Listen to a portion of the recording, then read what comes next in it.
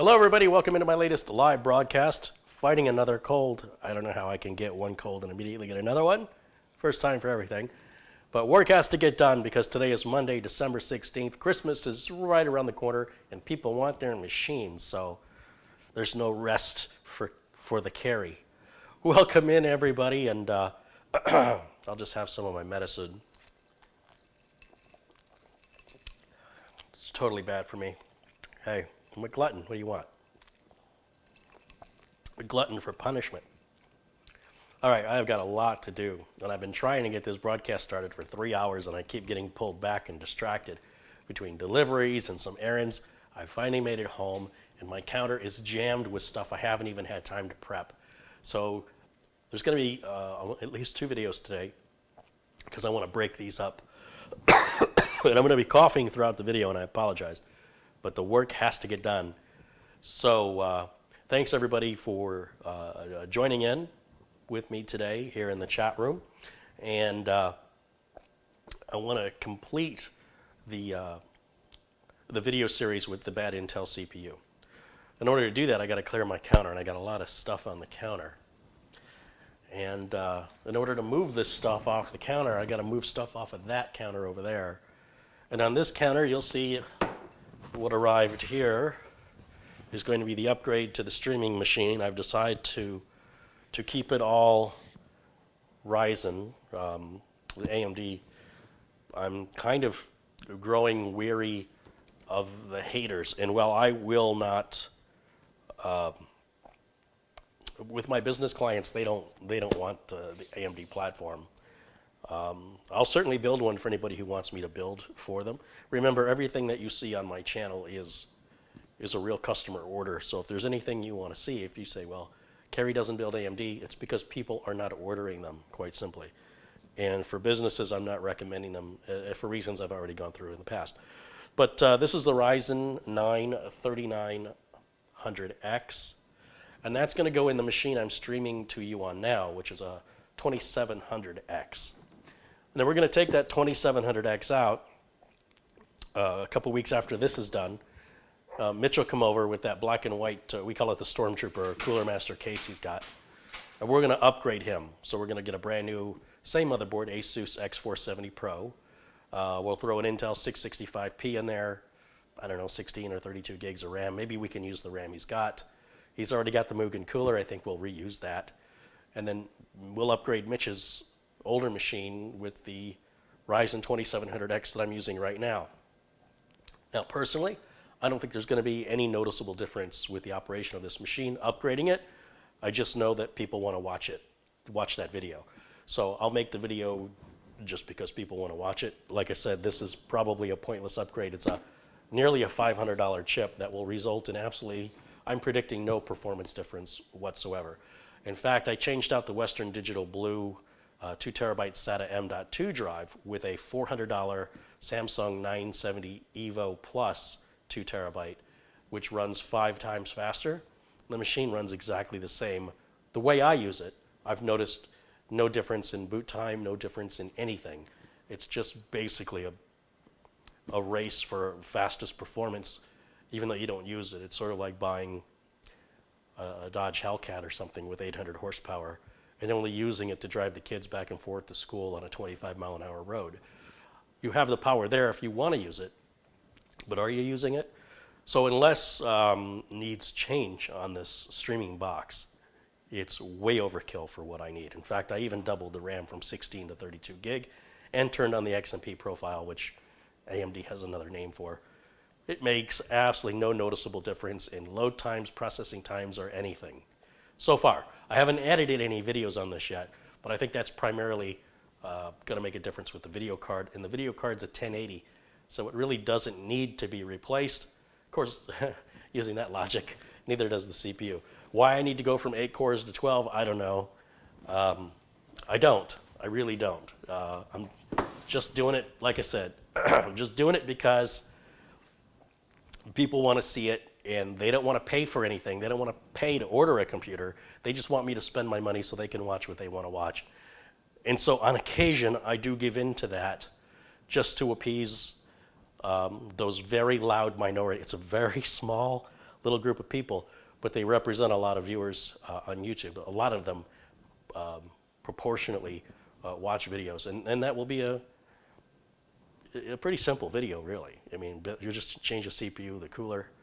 I'm going to put a 2-port USB extension on the front of the case because I need another channel of USB up at the front. It's too difficult to get around back while I'm live. And then I'm going to change the 2 case fans out, which I've already changed out in the past from Noxua's.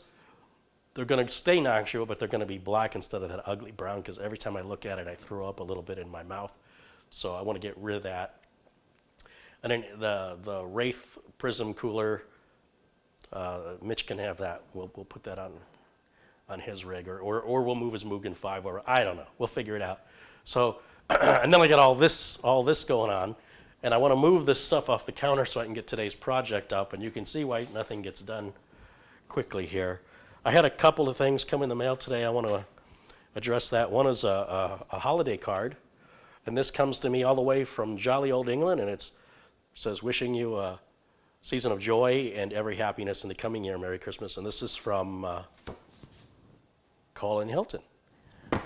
Thank you, Colin. Merry Christmas to you. Happy holidays. And thank you so much. This is really nice. I really appreciate it. And then I want to explain, some of you, maybe many of you, don't live in an urban area, in a big central city like I do. And so a lot of things that I think are no big deal require a bit more effort for people living in more rural areas. And this letter is a reminder of that. This says, this comes from Ricky Hager. It says, Carey, I've been watching your YouTube channel, and I have to say you're the most real tech channel on YouTube. I'm a disabled electronics technician, and I used to work on all the stuff people throw away today.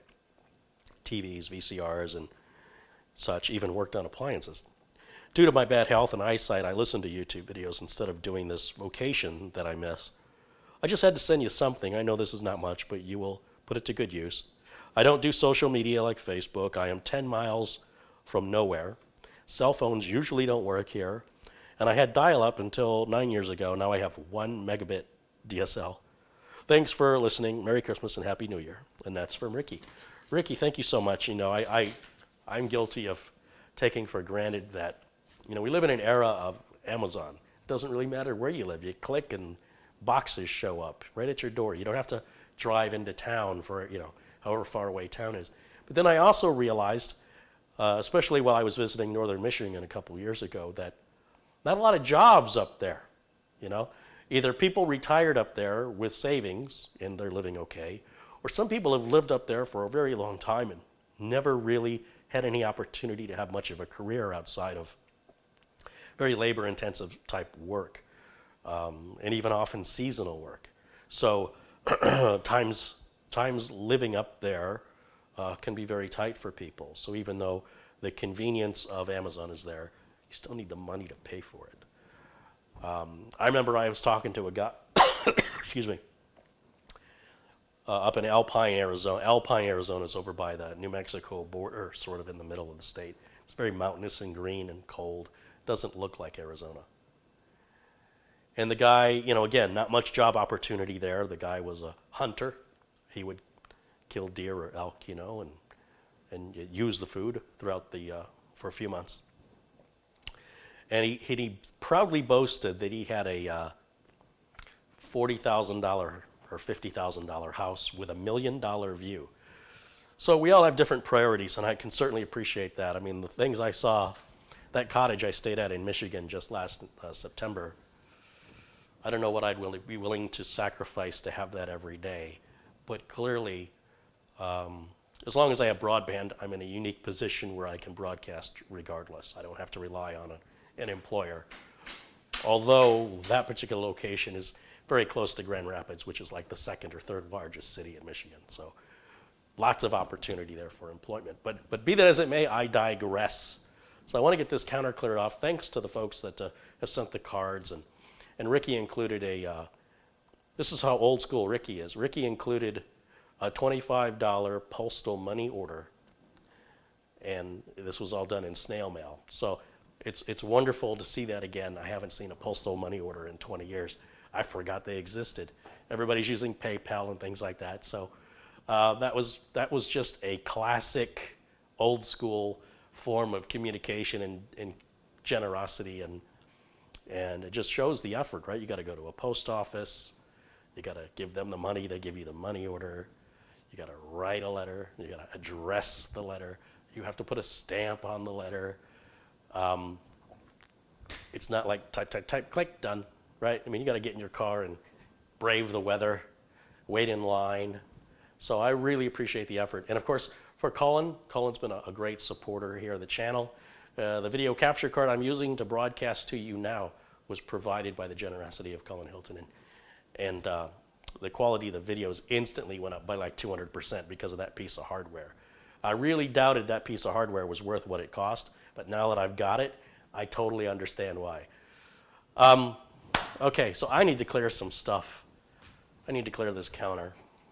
See, here's the problem. If I would have done all this before starting live, I'd be another half hour, 45 minutes before I could get started. So I thought maybe you guys could get a little taste of what goes on around here and why sometimes videos run late when they start. And this is one of the things I have to do is I have to prep the countertop here. We've got a couple of projects going on, and I'm going to talk more about these a little bit later. This is the Canon XF400. I still have not had time to take this out of the box. And I've ordered a third Canon XF400, thanks to the generosity of a gentleman named Dave. And I've made 3 attempts to order this camera, and I want to reiterate this to you, especially during the holidays. I went and I typed XF400 on Google search and hit the shopping tab. And this camera universally sells for about $2,499. Problem is, all the big retailers are they're required to collect sales tax. So Newegg wasn't doing it, but as of a few months ago, they were required to. B&H Photo wasn't doing it, but as of December 5th, they were required. Sales tax on this is about $230, $240. If I've got 3 of them, you add that up, that's over $700 in sales tax. I'm trying to find a way around it.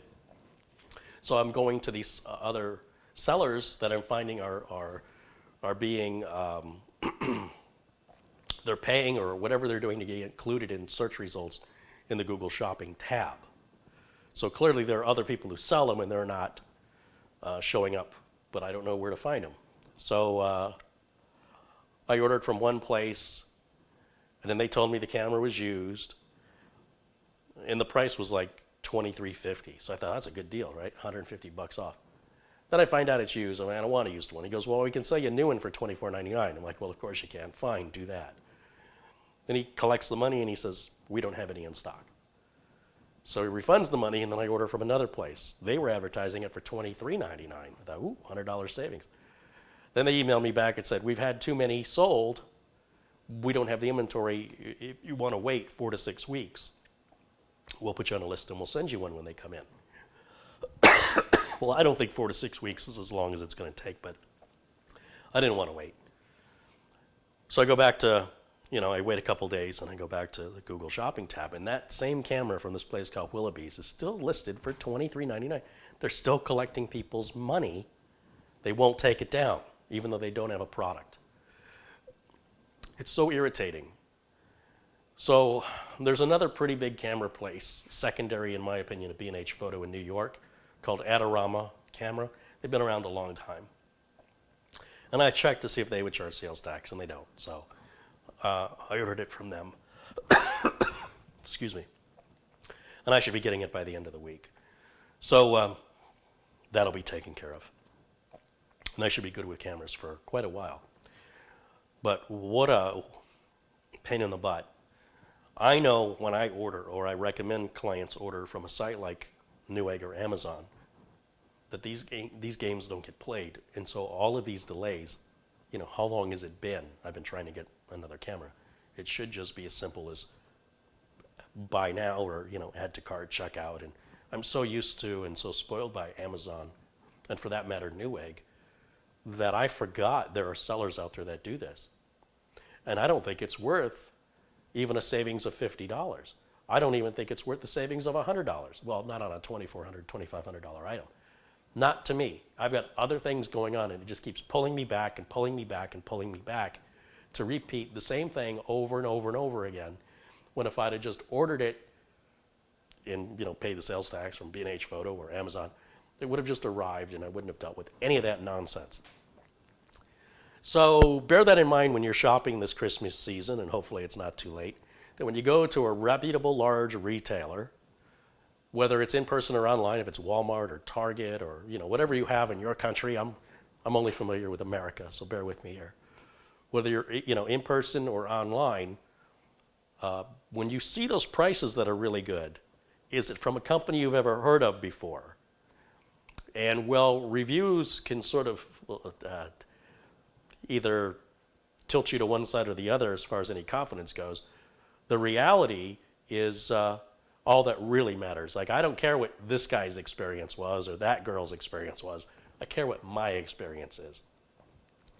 And I just want to share that experience with you, because if you're the gambling kind of person, if you're the kind of person that's like, hey, if I can save a few bucks and it's a gamble, I'll take that gamble, I don't have a problem with it. I just want you to be aware of other ways that you might be paying, and you may be okay with it. Obviously, I'm not okay with it. I'm too busy. It's just very frustrating. Man, I thought I was getting that camera for $23.99 and no sales tag. I was happy. And before that, I thought I was getting it for $23.50. It's like a roller coaster. So, yeah. But thanks to the generosity of the viewers, it's been possible for me to upgrade this equipment.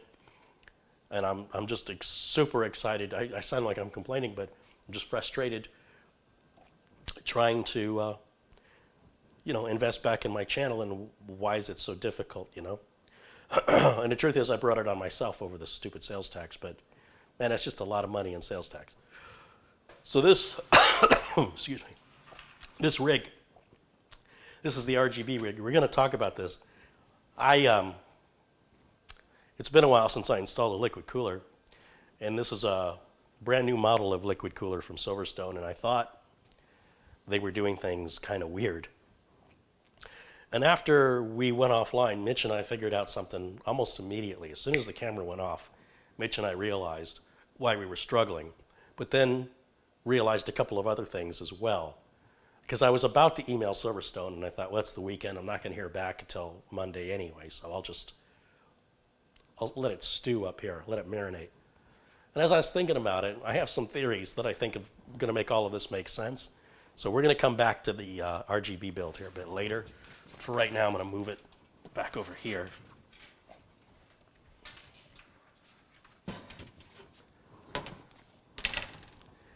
And then, of course, I've got the system here for Mike Smith, and that is awaiting some cable management and some other things, pretty much the way you saw it, except I did a little bit of the cable management the other day. Just got a little bit of it done, this and this. Every little bit is a little less I have to do later. But it's good to go. Windows is activated. I convinced Mike to let me throw in a 2 terabyte Intel 660p NVMe drive down here in the secondary M.2 slot. Mike agreed. So again, I will start another video for that. And I gotta find a place for this. I'll tell you what, I'm gonna trade places. Let's put this over here temporarily.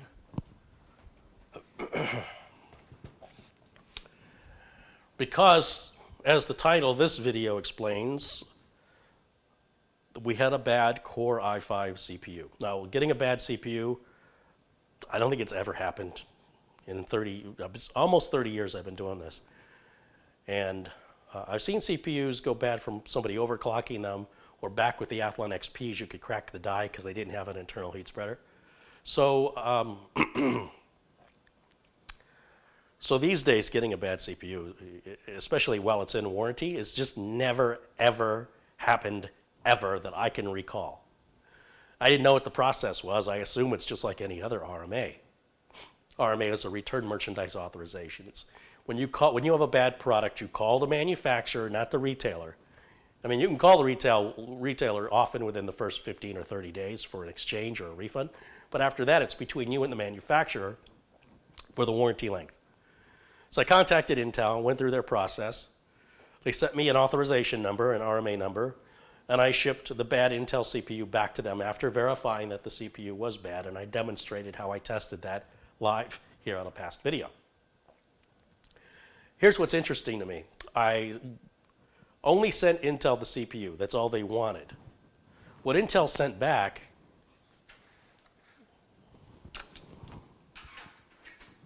was an entire boxed processor, brand new. Like they're not fixing it. You think they'd have just sent me a CPU. There's a heatsink in here. I didn't need a heatsink, but apparently I got one. That's how fast they handle returns. They verify what you sent them is bad. I mean, I'm assuming they did. They reach on the shelf, they grab another one, they put it in a box, and they send it to you, on to the next customer. That's pretty painless, and this arrived a couple days ago. And all I have to do today is install it into the motherboard and test it. It should work. Like I said, never seen a bad CPU, certainly not one in warranty. I doubt I'm going to have any problems with this one, but we do need to check it before we send it back to the client. So I was just kind of looking at they put a label on it, I guess, for return purposes. It says parts room, Intel parts room.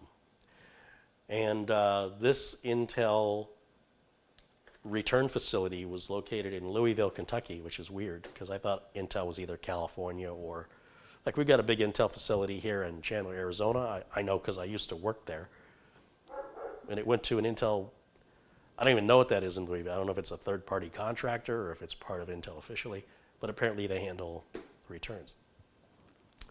So I'm going to take the system, which you may remember was put into an old case. The customer actually isn't using this case, but they needed to send it. They needed to send me the chip and everything so I could diagnose it. So they just threw it in an old case. And this is not their motherboard box. This is my office computer. I just needed something to put the motherboard on, so I didn't have any issue with grounding, hitting metal or scratching up their case. And I still have more stuff to clear off, so bear with me here for a minute. I need to move this box of parts and this CPU, this PSU, this power supply goes to the RGB build over there. Just put that there. That's just the outer box. I want to save that. This is Mike Smith's build. We're going to move that back over where this one was. Is it busy? Am I busy? What do you guys think? And I wouldn't even talk to you about the support calls I've had. We won't even bring any of that up. This is the new Canon XF400. I need to get this out of the box just to do an overview of it, but I don't have time for that right now. There's customers waiting, so we'll put this over here. This is my old DeWalt driver that my friend converted to lithium-ion batteries. I've been keeping it out so I see it, so that I'll take it out and use it, but out of sight, out of mind. Let's see, we'll bring this down here. Okay. Amazon has this exclusive toy. It's a Funko. So Funkos are these little vinyl figures. There's Morty from Rick and Morty, Mr. Meeseeks from Rick and Morty. And when I first saw these, I thought, these are like, $8 to $12 a piece for a piece of vinyl. I don't understand what the appeal is. Then they started coming out with some that I thought, okay, that's pretty cool. And so I thought, well, it'll make a nice little background. Well, Amazon has this exclusive Funko, and they wanted $65 for it. And I thought, there's no way I'm paying $65 for a Funko. And it was a pre-order Amazon exclusive. Then I saw the size of it. Like, this is the biggest Funko I've ever seen. And all the detail in it. And I said, well, I'm still not going to pay $65 for it. Well, then the price dropped to like $45, and over the last week, it's crept up $1 a day for the last 6 days. And they had a deal where everything in the Amazon warehouse was 20% off. So they had it in the Amazon warehouse for like $40, and there was 20% off. It was like $35. And I think the box was damaged. I don't want, there's people that collect stuff and they want the box to stay perfect. Well, I don't want it in a box. I want this thing out of the box, and I'm going to throw the box in the garbage. So I feel really proud of myself that I got that for basically half price. And it was a really good deal from Amazon's warehouse, and I didn't have to worry about, are they going to send it, or if it's damaged, or if there's product issues. Again, I've got that Amazon customer service. So you'll notice that back here. That's the biggest Funko I have ever seen in my life. And I have no idea what I'm going to do with it after I move it off of there. I don't have any room, as you can see. There's just no room for toys. But that was worth it. I really like it. All right, let me see what I've missed in the chat before we put the CPU in here.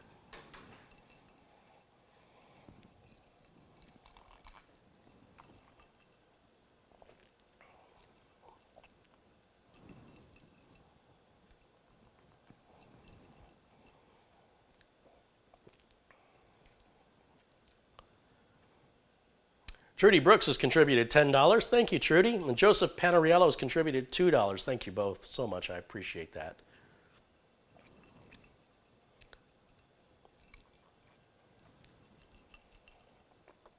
I'm just going to look through the chat room here real quick.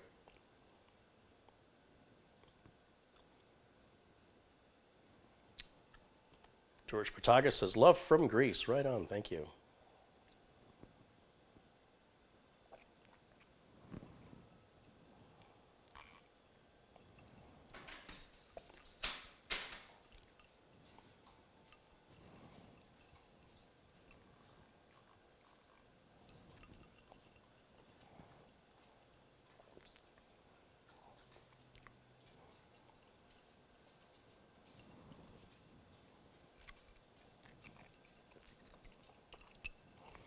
A lot of people talking about I see some comments about the 3950X from AMD.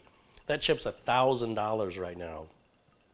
And as far as I can tell, you're only getting 4 more cores. So people are getting really excited about having a bunch of stuff they don't use, which is really strange. I mean, I suppose somebody out there is using it, but I would bet you more than 90% of the people who buy a 3950, or for that matter, anything over 4 cores, are just wasting their money. They're not seeing any benefit from it.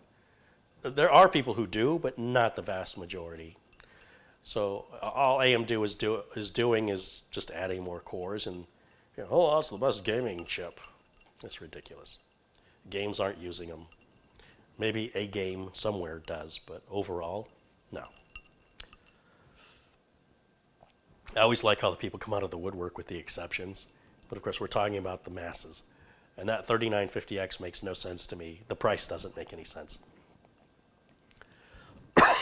I mean, even the price of the 3900X at $500 seems way too high. If I can get the 2700X for $200, then the 3900X should be $400, and the 3950 should be $600. These prices are outrageous. So I'll let you guys buy the 3950. Me, I'm going to hold off. I also talked with John Zenos today.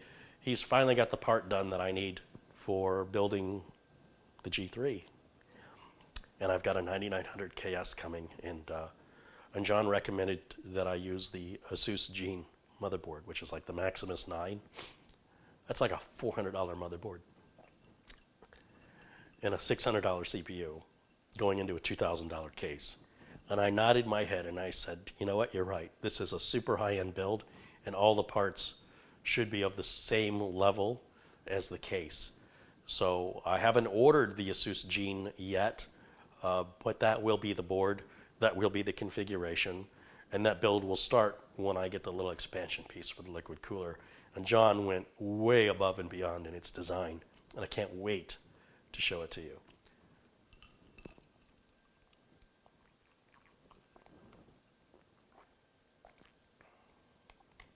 Okay.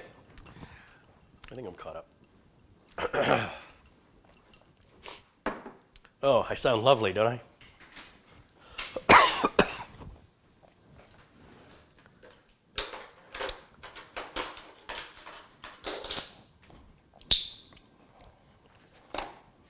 Remember, on these Intel CPU boxes, one side has a little piece of tape.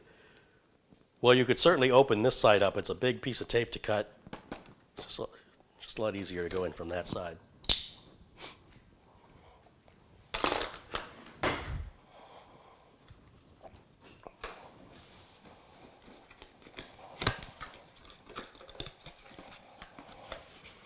It's no different than buying a brand new CPU. It's got the instructions and the Go Faster sticker. It's got the cooler with the thermal compound already on it. It's just basically a retail box CPU, and that's how Intel handles their RMA. It was very interesting to see how they do that. And I'm glad, that they give you above and beyond what they're legally obligated to do. I get really bothered by companies who do the bare minimum and then act like they're such a great company and did you such a great favor.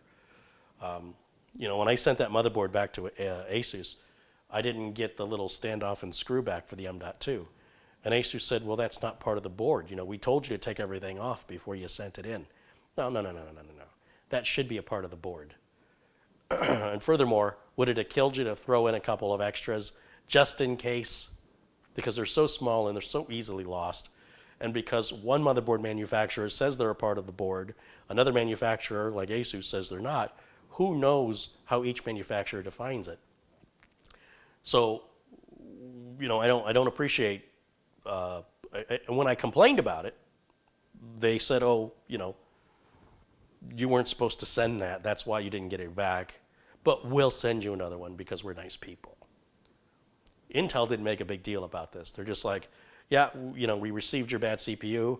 And then within a few hours, they said, first they said it'd be 1 to 3 days, and you'll hear back from us. And then within 3 hours or 2 hours, they sent an email saying, your replacement CPU has been shipped. They didn't say anything else, like, oh, by the way, we're giving you a brand new CPU. Just not that we have to, but we just want you to know. Intel just handled it, and so for that I really appreciate it, and I wish Asus would have done the same thing. That should be their policy. And in fact, Asus sent me a new I/O shield with the motherboard.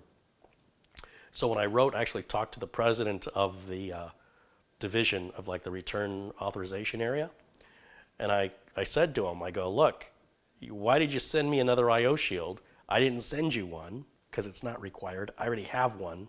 It's not like a part I'm going to lose. That seems like a weird, random thing to include with a motherboard replacement. And furthermore, I have no way to install my M.2 drive because you didn't give me back the standoff and screw. And then they responded the way they did.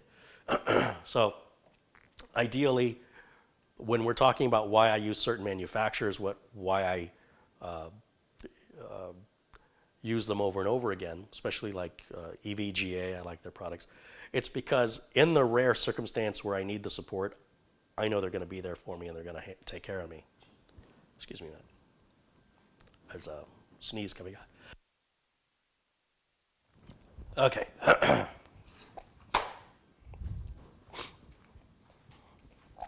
Everybody's always looking, it seems like everybody's always looking for the cheapest price, and you end up either with a story with the camera or you end up with a company that's not good with support or impossible to reach or takes forever to get back to you. I've been using some products from a company called Team, T-E-A-M, and I hope I don't have any problems with them because the last time I had a problem, they were very difficult to work with and very slow to respond. They didn't really seem like they knew what they were talking about. Same thing with Blackmagic. Blackmagic makes some of the most amazing equipment, but their support is archaic, it's barbaric, and it is anything but technical. So I don't want to buy their products anymore. You can say what a great price it is, or you can tell me how great the product is, but when the product breaks, or if you need support, and you've got to call them, and you find out you're talking to Fred Flintstone, I find that very offensive for the amount of money they charge. And furthermore, how people just rave about how great their products are. Well, when the product works, that's great. But what about when it doesn't? Do they have your back? Are they going to take care of you? Blackmagic does not. Not in my experience, they don't. And I don't want to give them another opportunity to burn me. So that's why if you see me touting a particular product, it's because I have experience with their support and I know they're going to be there. It doesn't mean they have the best product. It means they have a product that I'm not gambling with. Remember, I'm running a business. I don't want to gamble away my business to save a few dollars. In the long run, it's not sustainable. So if you're at home and you're buying one little thing and something takes a couple weeks to save a few bucks and that's worth it to you, I'm not telling you what to do. I'm explaining what I'm looking for. So let's put the CPU in here. Enough of that. We're going to go ahead and use the brand new cooler because it's already got the thermal compound on it. You can see all the Intel chips that come with coolers have the thermal compound already applied. If it's a Core i3 or a Core i7 Intel chip, the stock CPU is all you need. If it's a Core i7 or Core i9, some of those don't even come with coolers, but I would advise you to put a Mugen 5 on there for under 50 bucks. It's quick to install, it's super quiet, as long as it'll fit in your case.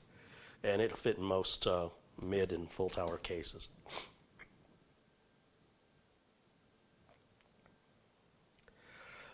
So installing CPU, I want to get you guys a little bit of a close-up here. So let's move this up here. Okay, hold on to your butts. We're gonna get you a little motion sick for a moment.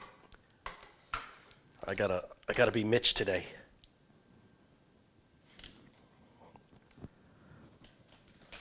Let's see here. I got a cable that's trapped. There we go. And let's put this right over. Let's see. Zoom it in a little bit.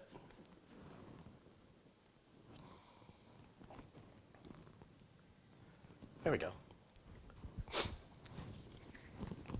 So this is what the customer had sent.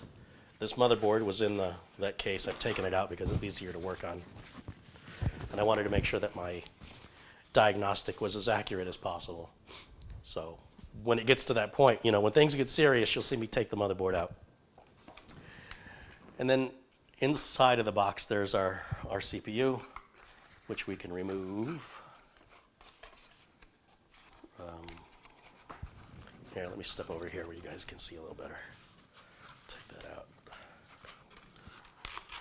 Just lift that piece of cardboard up.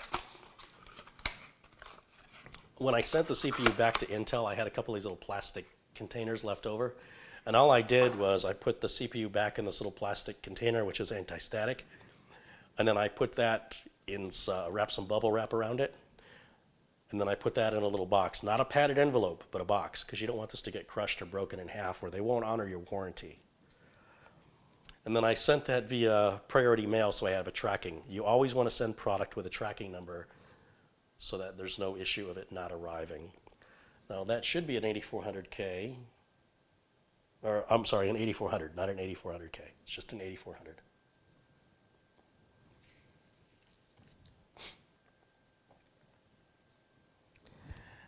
And you'll see I had the spare cover laying around. This is why you want to keep that spare cover, just to keep that socket protected, as this was sitting around waiting for the new CPU to arrive. Dust and debris could collect in it. Something could fall in it. Somebody could be eating a cookie and a cookie crumb will fall in there. Not that the cookie crumb will cause damage, but getting it out improperly, like if you tried to reach in there and pull it out, you'd have to take the motherboard, shake it upside down, or blow some air in it. Anyway, so to prevent any sort of issue, that's a very delicate socket, I put the cover back on. So here's an example where I have told you thousands of hundreds of times to save that little cover, and there's one of the first times you'll ever see me have to use it. That's not true. When I sent the Asus board back, I had to cover it. Again, when you're sending a motherboard back to a manufacturer, if it doesn't have the cover, you avoided your warranty. So even though I wasn't sending the board back, this was a smart thing to do. Now we're going to go ahead and just like we're building a new system, we'll lift that lid up. We're going to take our brand new CPU out of the little container. And of course, I'm going to save these containers for sure now.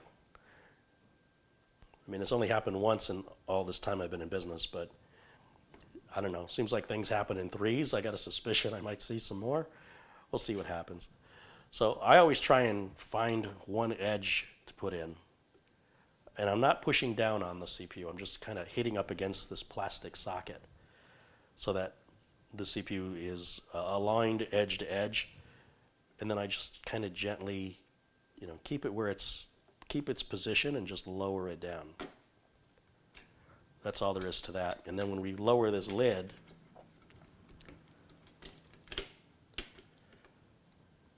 this plastic cover should pop up. And it did. It's hard to do sideways. I'm trying to give you guys a good camera angle there.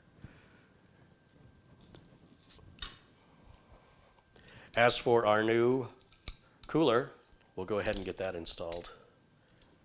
I always want the cable to come out closest to where the plug is on the board. And this is going to plug in way up here. So I want that cable to come out from the top. That does put our label, that puts our label upside down, but who cares? It's more important that my cable management looks good. I kind of wish Intel gave us these stickers and let us put them on.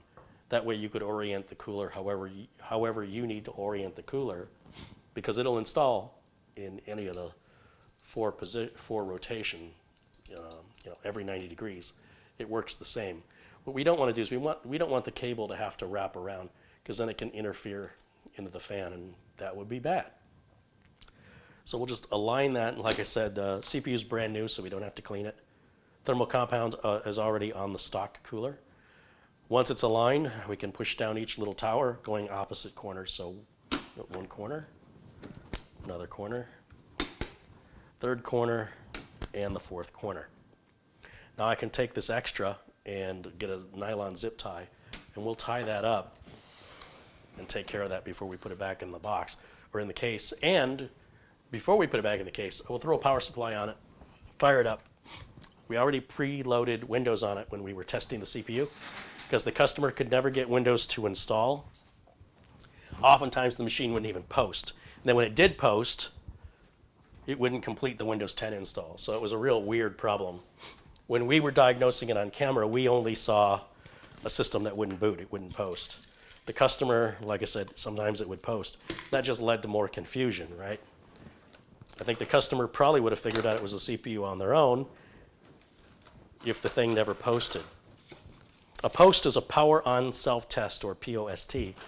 And it's what the, when you see the logo, and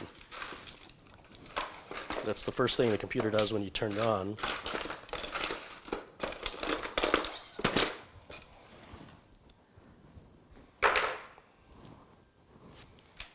So this is going to go right there. And so we can take all this extra cable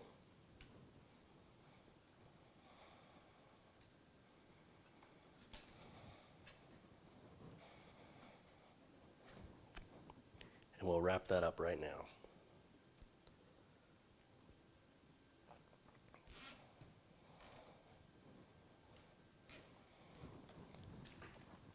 I got another customer sending me a system that initially wouldn't post.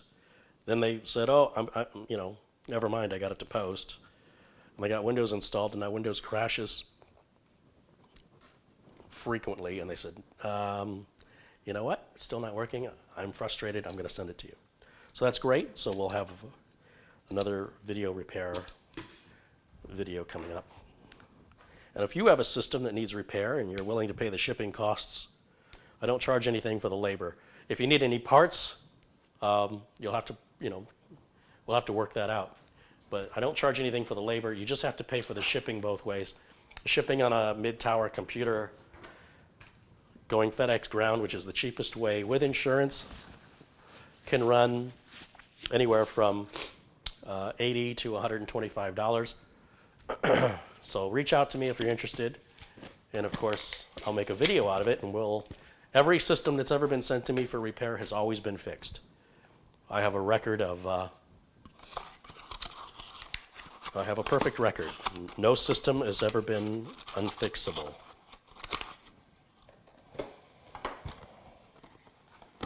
Sorry, I'm just putting this stuff back in the box. Just to, I don't know why. It's probably just going to go in the garbage.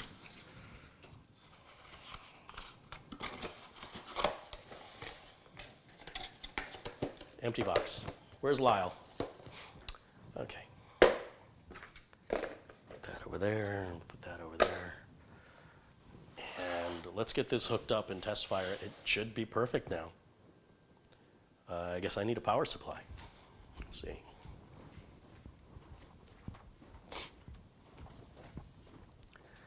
Power supply. Here we go.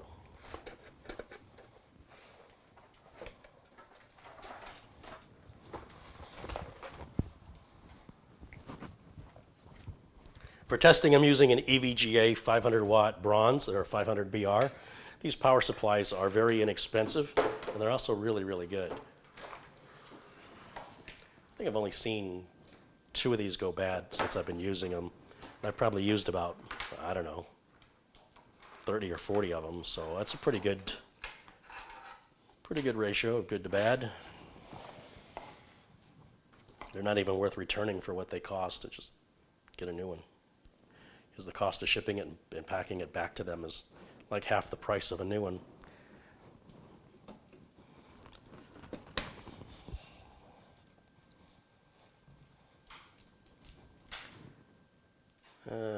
That's video.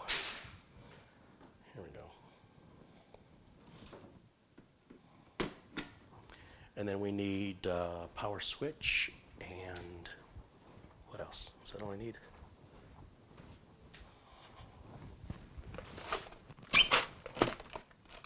Power switch, here we go.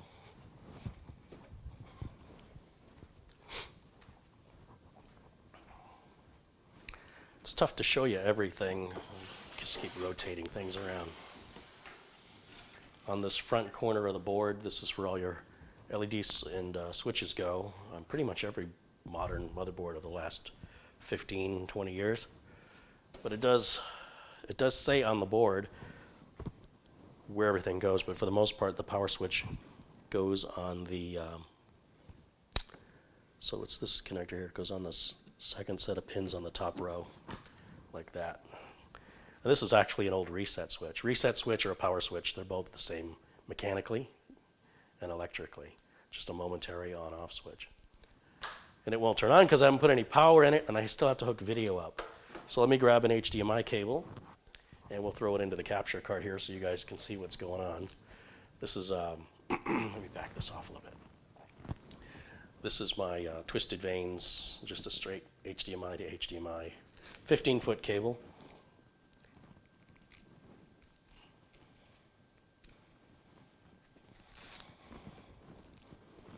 And because this CPU has a GPU built into it, we don't need to put a graphics card in. We plug right onto the motherboard here.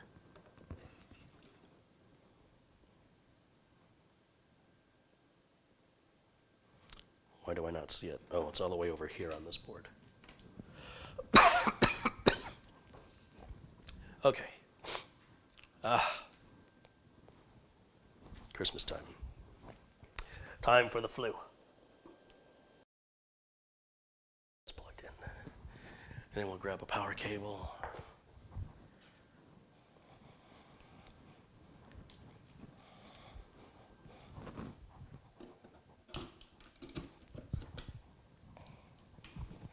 Make sure the switch is in the off position here on the power supply, just to be safe.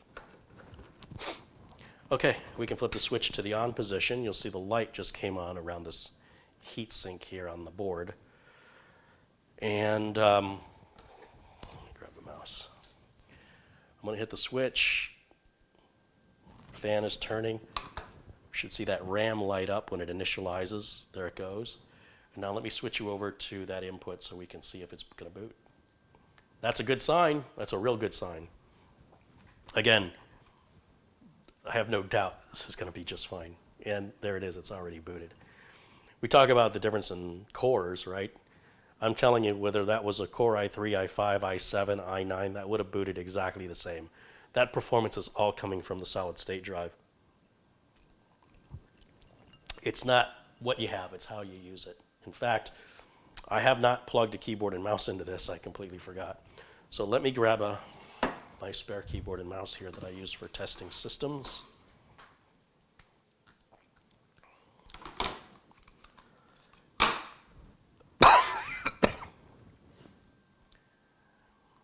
And then very carefully, because this is on, I got to be very careful where I touch it.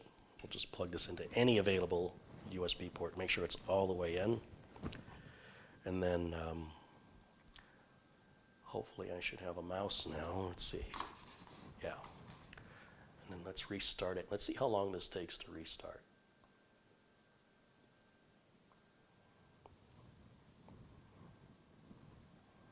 So the no signal means the system is powered off. You can start your timer, see how long this takes to boot. This is a $200 chip, by the way. The i5-8400 is relatively inexpensive. The Samsung 970 EVO solid state drive costs about the same amount of money, but there it is. It's pretty darn quick. I'm kind of curious. If we did the drive benchmarks on this, I can't remember what the performance was. Let's see. We have the Samsung Magician software installed. Did we do the performance? I guess we can do the performance test with Samsung. We know that we're running the latest version of the firmware here.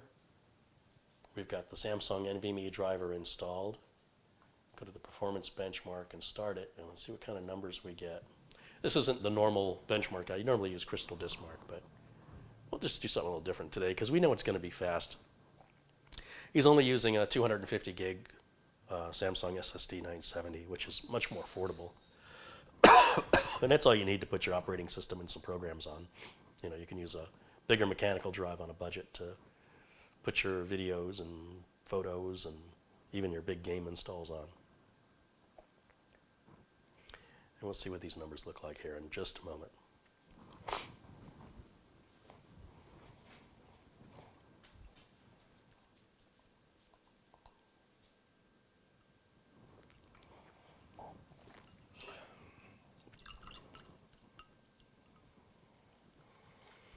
Got to top off my Coke.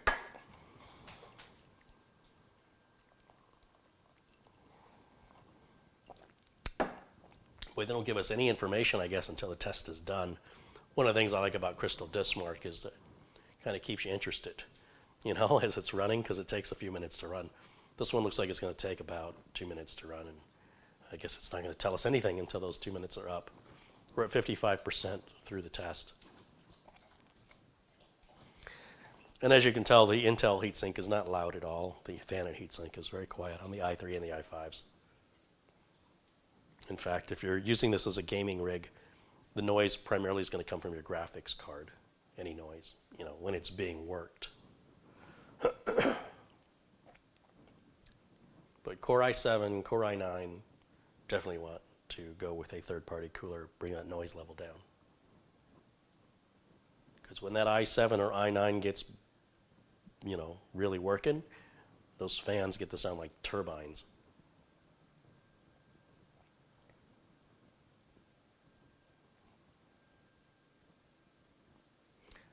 Okay, about 10 seconds left.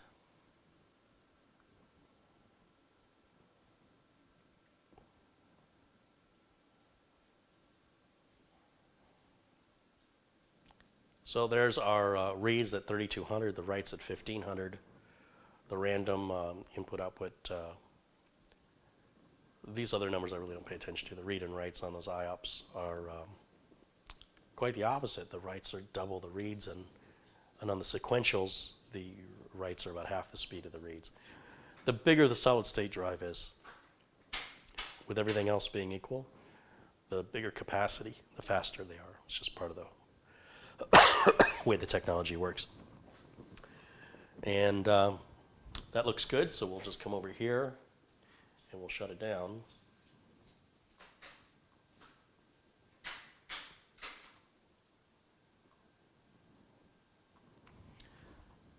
There we go, it's already off. And then I can switch you guys back over to the main camera. There we go. So that verifies our testing. Everything's good to go back to the customer. This has to go back in the case, and then I need to fire it up one more time inside of the case. So as long as I don't screw that up, as long as we make sure that there's a screw in every mounting point, or at least what the customer sent us, we'll send it back the way it came. We just want to make sure we don't have any extra standoffs, hidden behind the board. And we'll test fire it with their power supply, just to verify that their power supply is okay. Because we didn't include their power supply in any of this testing. If I have one complaint about this inexpensive EVGA power supply, it's that this big 24-pin motherboard connector is very difficult to get off. I mean, that should just come off without a struggle. So I've got to be very careful here and try and get something wedged in there to help motivate it. I'm going to have to block the camera, guys, for a minute. Hold on.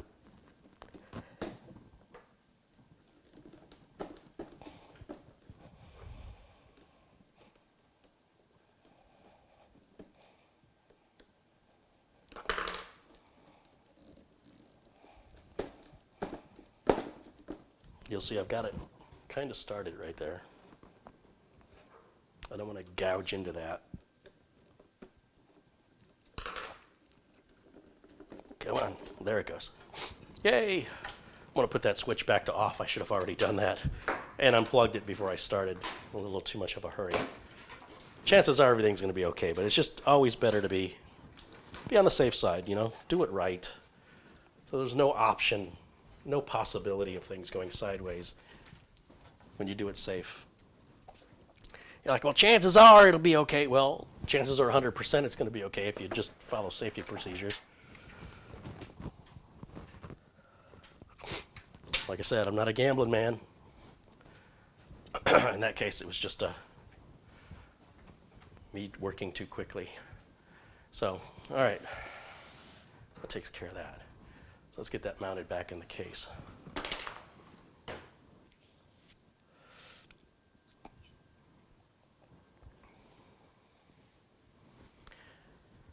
right, let's see.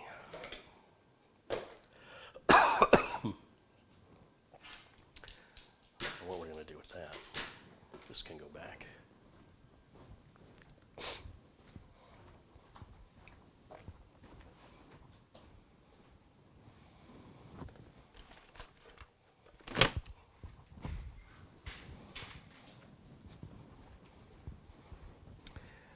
And let's see if we can get this camera put back where it was. So hang on a minute, guys. We're going to get some motion. This thing is heavy. I remember when I used my cheap cameras and my cheap tripods. They were a lot lighter. What's up, Jimmy? What's up, my boy? Look at your face. Look at his face. Oh, he's a good boy. Oh, he's a good boy. Look at those ears. He's like Baby Yoda. Yeah. Good boy. All right, let's get this moved back up. And we can zoom in a little bit more. Bring it down a little bit. All right, we'll try that. That looks, is it straight? Can't even tell. It's going to be moved over a little more.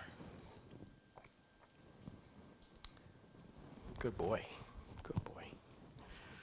All right, guys. This is actually a pretty simple fix. But I was really hoping it was going to be a bad CPU, because that's, like I said, very, very rare. The only video I've got in my entire YouTube history with a bad CPU. Never thought I'd see one, so it makes it kind of special. Now, the entire video series of this bad CPU is a total of 3 videos. That will be edited into one video that'll be, all this talking will be cut out of it. How that hasn't driven my sister completely insane, I'm sure that day's coming, but she will sit through all of the old man talk. She'll cut all that out, and she'll just keep it straight to business. That reduces the overall time of the video quite significantly, and it'll just be one video for you to watch, from diagnostic to returning the CPU to installing the replacement to testing it. So you can look forward to that coming up in a couple of weeks. Carey, do you ever trip on the wires? No, I don't trip on wires. The wires are only there while I broadcast. I know they're there. So not yet anyway. What can happen is the wires can get wrapped around things and get caught up. And like when I was moving the camera initially, the power cable to the camera got caught underneath the leg of the monitor stand that I used to watch the feedback and see the chat room. And then I have to put the camera down and reroute the cable and pick the camera back up. All right, so I want to get this motherboard put back in, and I took this little glass and I put all the customers' screws. They forgot their little USB wireless dongle. I always ask customers to remove these because they're super easy to forget to send back. So I just threw everything in here. It's a good way to just keep everything together and not have to worry about it getting mixed up with anybody else's parts or misplaced. It's really super easy to grab any sort of cup or even an old egg carton to put your spare screws in when you're working on systems.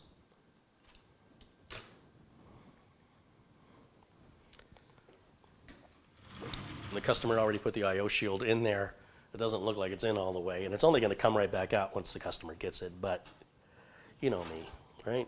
You gotta know me by now. I want that in correctly, and well, I stand corrected. It is in, it's just it just looks wonky.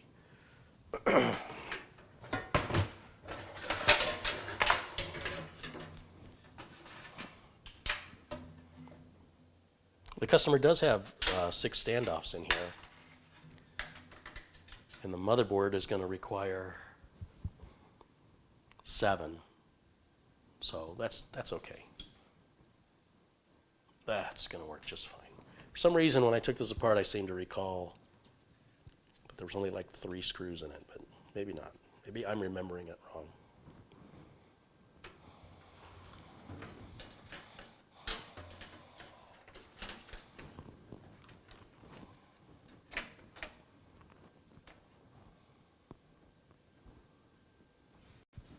Oh, wait a minute. Maybe they've got them all in there. Maybe I've counted it wrong. 1, 2, 3, 4, 5, 6. No, I count 6. Oh, no. No, he's got... Wait a minute. 1, 2, 3, 4, 5, 6, 7. He's got 7. That's exactly the number he's supposed to have. 1, 2, 3, 4, 5, 6, 7. Yeah, he did it right.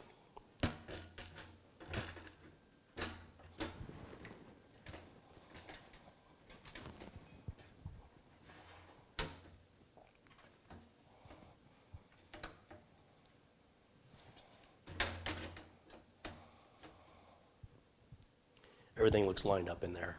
So in here, we've got the screws. Systems used to come with these little red washers, and you should not be using these. This was for back in the day. I'll show you when I get one off of here. This was for back in the day when you could ground a board out incorrectly by having the wrong screw. Nowadays, the mounting point has little solder points around it that reinforce the mounting point and act as a grounding area, so that if you use a screw larger than you should, it won't ground out against the board and cause any harm. So it's actually right on the end of the screw here. They used to include those with these old cases, which is just silly. You don't need them anymore. They don't hurt anything either. 1, 2, 3, 4, 5, 6. So he was missing a screw. It wasn't my imagination. But yeah, you don't need those. All right, well, you know what? We're just going to put it back the way we got it, because they're too hard to take those things off. They really stick on there good. And he's just going to pull this board right back out and put it back into a different case he's got that was way too big and heavy to ship to me. It was very impractical. So he just had another case laying around. Threw it in there. Okay, let's get this done. Start in the middle.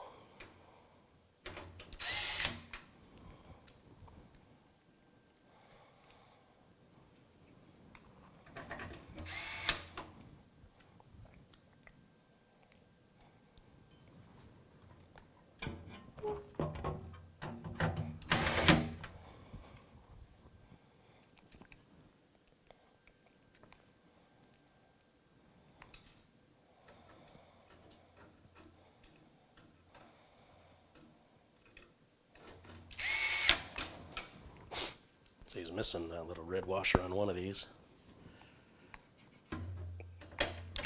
If you've got them, I wouldn't use them. That's my opinion. Sort of an artifact of the 90s.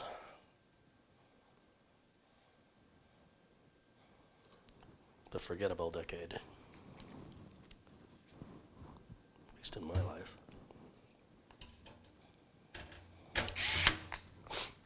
That's it. We'll put his dongle back in there.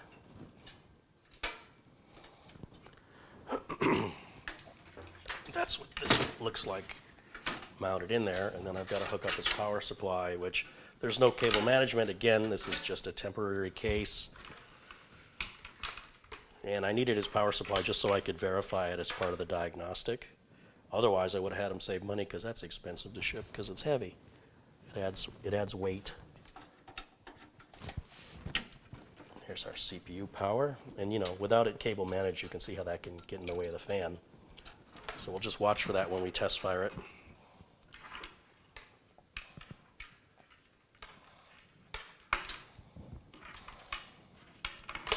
There's motherboard power right there.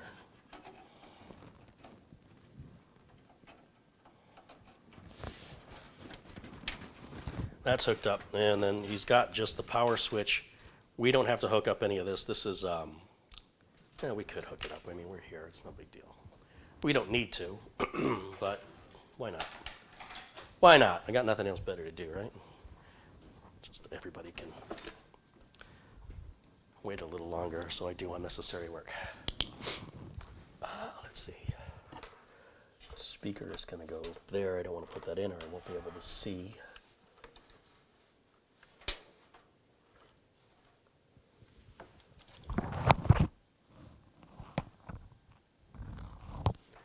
See anything. Yeah, okay. Just want to make sure I'm on the proper connector here. So that's reset switch. That's going to go on those two pins. And the power LED. Hard drive LED will go there. Red wire should be positive on these old cases. Green wire on the power LED should be positive.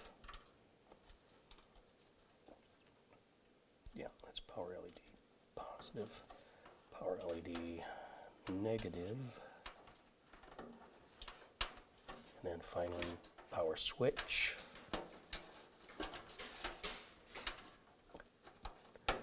Then he's got that PC speaker, and that just goes on the 4 pins right above.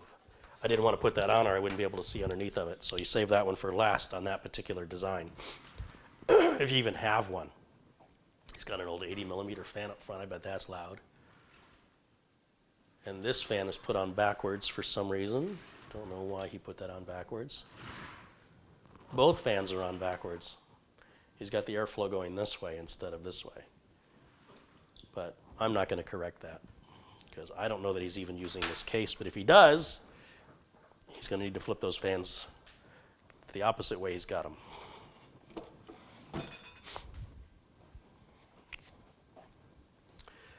Okay, I guess I can wash this glass. I can have my box back.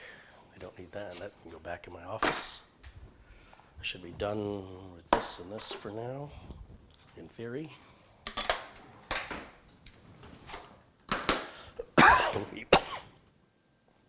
Even though I've plugged his dongle in for his wireless mouse, I can still plug mine in. You can have more than one mouse and more than one keyboard at the same time, just so you know.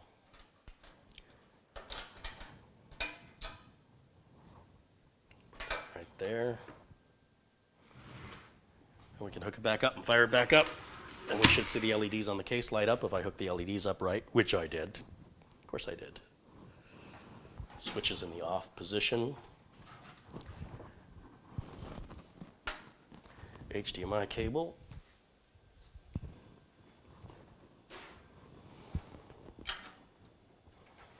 Looks good. Make sure this cable is out of the way of our CPU fan. We should have a power switch up here somewhere. There it is. So let's flip the switch on. LEDs come on down there, if you can see. We'll hit this power switch right here. Green light comes on the front of the case. Fan is turning. Let me switch over to that video quickly. Wow, I couldn't even switch over fast enough for this thing. Look at that. Beautiful. We can look at the specs just to verify that's an 8400, even though it's printed on the CPU. We want to make sure it's recognized as an 8400. So I have to go full screen. Me on my side, I have to go full screen so I can see it. You guys can see it better than me, just so you know, until I go full screen. And let's go to the, let's see, we're going here. System. No. Yeah. You know what I can do? I can right click, go to device manager. Will that do it? No, that's not what I want either. I want the system. Right here, system. Specifications. Intel Core i5 8400, 16 gigs of RAM. And the customer may have to reinstall their copy of Windows. They can, whatever product key they used, either this has to be plugged into the network and it'll automatically assign the product key back if it's Windows 10 Pro. Or if it's Windows 10 Home, they'll have to reinstall Windows 10 Home. But if they did, oh, you know what? They were never able to activate Windows because the system never worked. Never mind. So I'll just leave this Windows installed. And CPU-Z, we can run that again just to verify that the hardware is being seen correctly. System's pretty snappy. It's pretty quick. For all the snobs that think an i5 8400 or any i5 is not good enough for them, for the vast majority of people, it's more than fast enough. That'd be fine for 1080 gaming as well. A little bit overkill on the motherboard. A Z390 with an i5 is a little unbalanced, but it's okay. You can always change the CPU out in the future if he wants to and make an easy upgrade. Looks good. Everything looks great.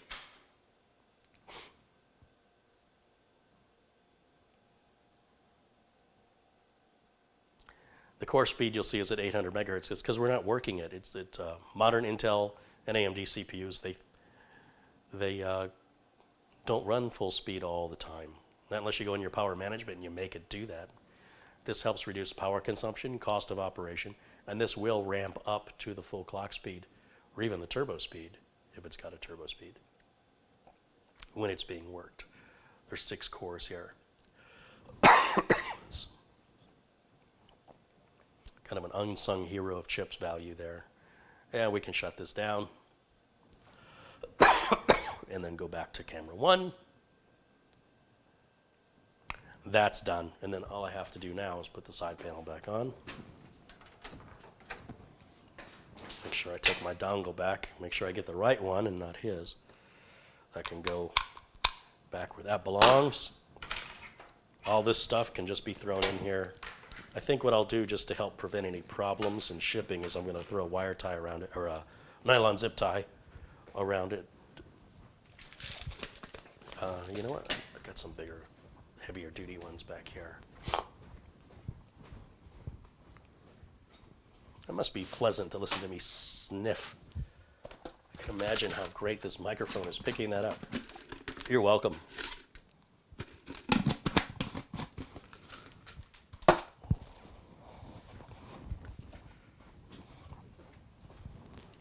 Okay.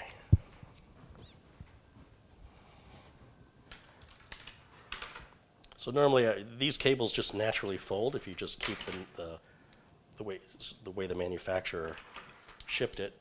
It kind of stays that way. So you can just take each cable individually.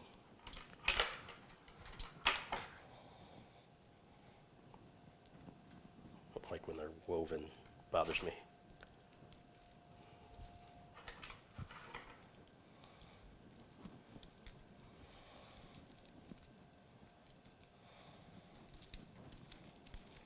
I'll even grab that one and, well, do it like this.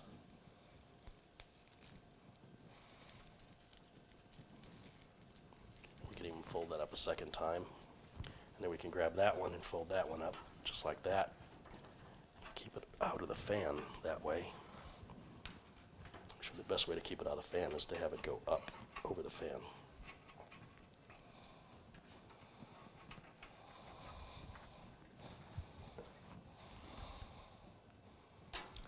And this is just temporary, but at least I don't have to worry about those cables slapping around and breaking anything in shipping.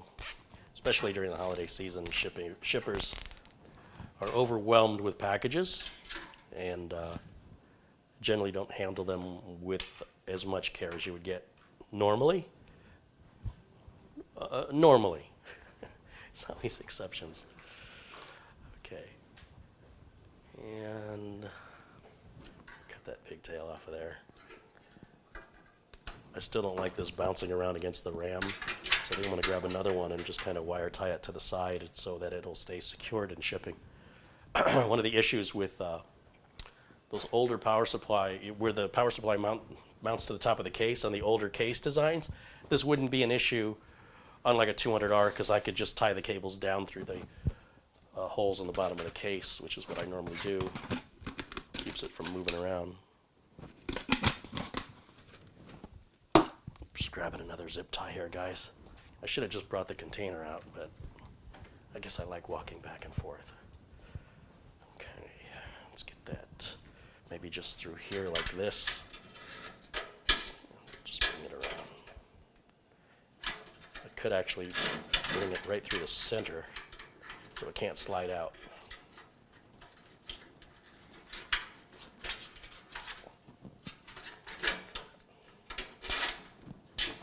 Just all we need. It doesn't even have to be tight. Beautiful. This one bothers me as well because it can bounce around. So I'll just need a little wire tie and we'll tie that up and get it out of the way. I just want to make sure this isn't going that far. It's going to California. But I just want to be sure to reduce any odds of the shipper being able to damage it by the weight of those cables slapping around back and forth in there. Like I said, I got news for you. You come over here, if you don't believe me, and let me just smack you with this like a towel. Just, this will leave welts on your skin. These can damage components if they're left loose in the case. Now, if you're not moving your case, nothing you have to worry about. But this is being shipped. And as I mentioned, this is the time of year when the shippers are their most busy. And as a result, as I mentioned, the type of care and the amount of packages that they're stacking and the weight that they're putting on the packages and how full the trucks are is about as busy as it's ever going to be, as full as it's ever going to be throughout the rest of the year, with a few exceptions. So this is even more critical now than it would be if I was shipping any other time.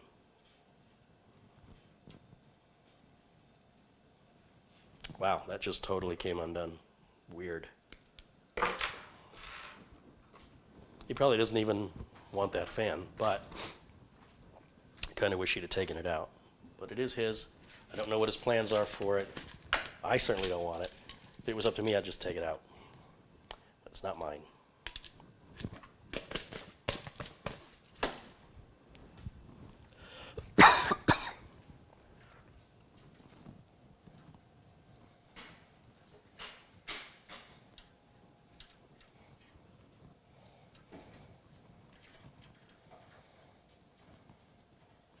I think what I'll do is I'll run through the little hole here for the screw. Oh, it's not going to let me.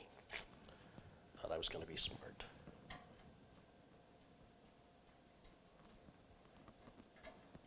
Oh well, that's all right.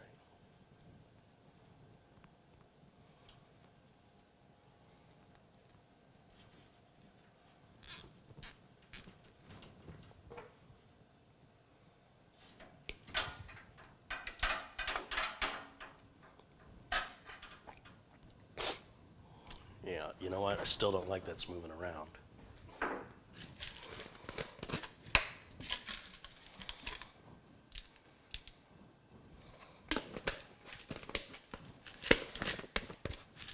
Remember, when I ship a system, it has cable management done, so there's not going to be cables slapping around.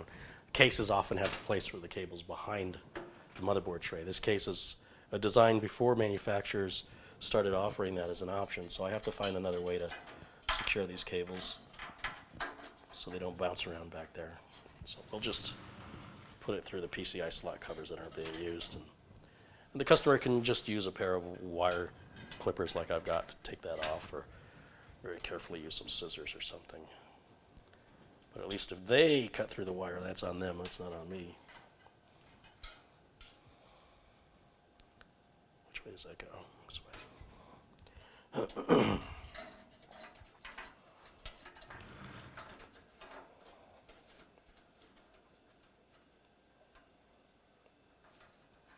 How do I keep getting that backwards?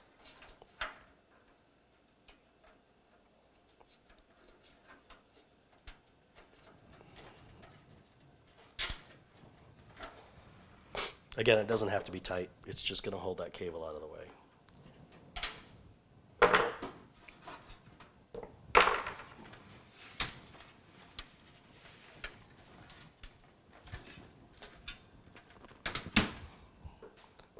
Sometimes these little things disappear in there, so I'll make sure I get that out. And then we can put the side panel back on.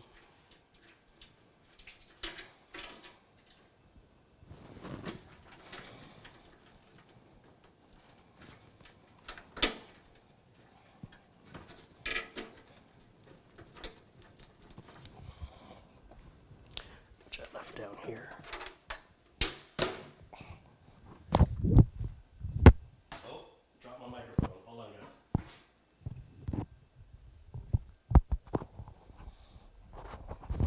Sorry, I don't know how long my microphone was down. All right, I was really into what I'm doing here. Just close that back up.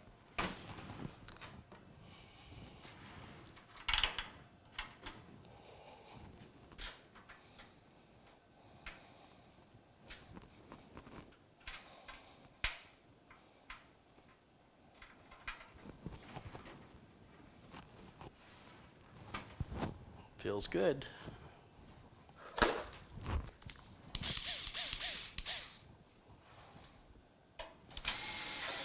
That won't even tighten.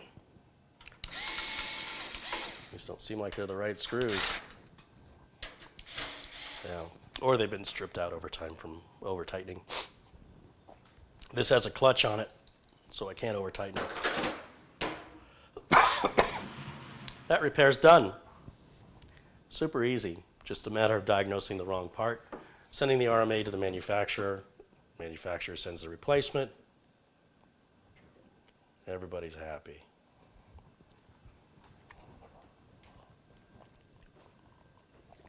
Jim Innes has contributed $5. He goes, a further bribe for 2 Danks cookies for Lyle and Jimmy. I never give up. Those boys cannot have those. They're sugar. But I can have them. The boys can have chicken jerky or duck jerky or milk bones. Jeremy Kramer's contributed $5. He says, another awesome Carey build. Give Jimmy and Lyle a treat for me. Well, you guys really want the boys to have treats today. They're both hanging out outside right now, I guess. Oh, no. Jimmy's hanging out on the couch. Jimmy's got it made over there. He's just chilling on the couch. That couch, when I bought it, I said, the dogs will never get on this couch. It's a really nice, expensive couch.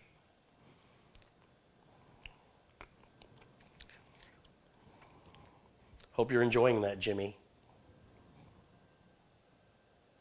You know, it has an ottoman. You push the thing, you can relax a little more. You relaxed enough? I shouldn't complain. He does a great job protecting the house.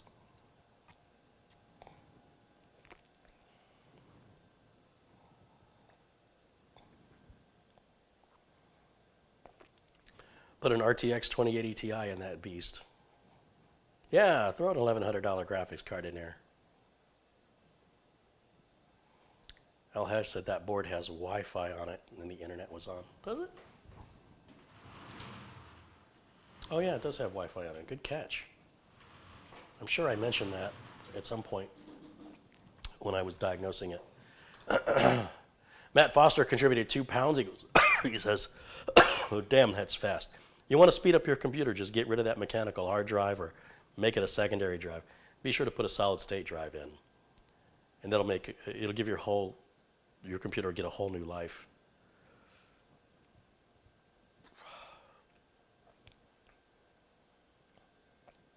Rick Hubbard contributed £3. Thank you, Rick.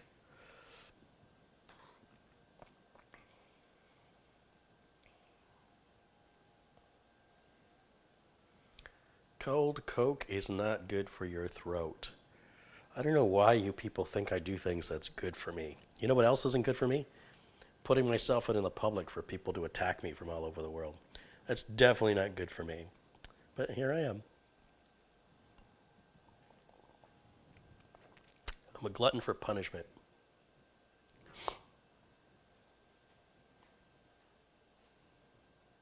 Carey, can you recommend virtual memory settings with 32 gigs of onboard memory? Just leave it to auto. Windows takes care of it on its own. Windows is not XP anymore.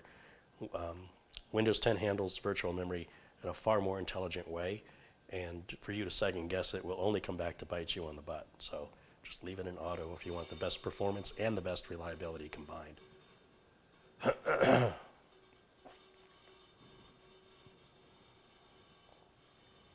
Mike Perodin says, Carey, take care of your cold, and I hope you feel good. Hope you will feel good.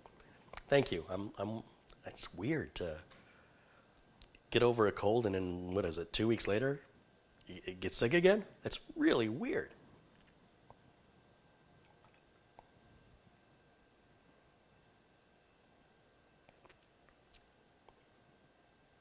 Rick says your floor doesn't match the cabinets. No, believe me, I know, but I'm still paying for the floor. And after the floor is paid off, the cabinets and countertops will be next. But I lost about, two full weeks or 3 weeks of filming because I couldn't film while the floor was going in. The old floor had to come out, then the floor had to be sanded down, had to be patched up, sanded again. It was a big job. All the furniture had to get moved. And of course, when we do the cabinets and the countertops, it'll be another, hopefully it won't be that big of a mess, but it'll be twice the amount of money. I think it'll be $20,000 at least. So one of these days, when I get my 1 million subscribers.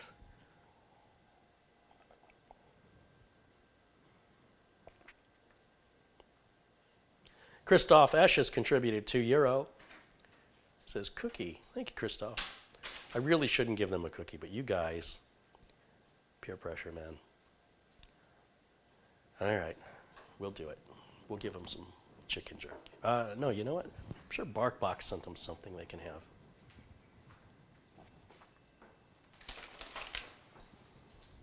Let's see, we have Waltz of the Chicky Yum Jerky.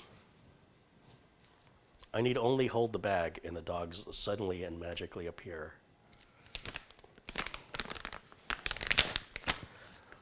You want a cookie? I mean, it's not really a cookie, but hold on. Let's get you guys. Let's get those cheap clicks here. Look at these faces. Look at these faces. You know what? Let's turn this way. Let's look at the camera. Well, that's rude. Rude. Can't see your brother. Stand over here.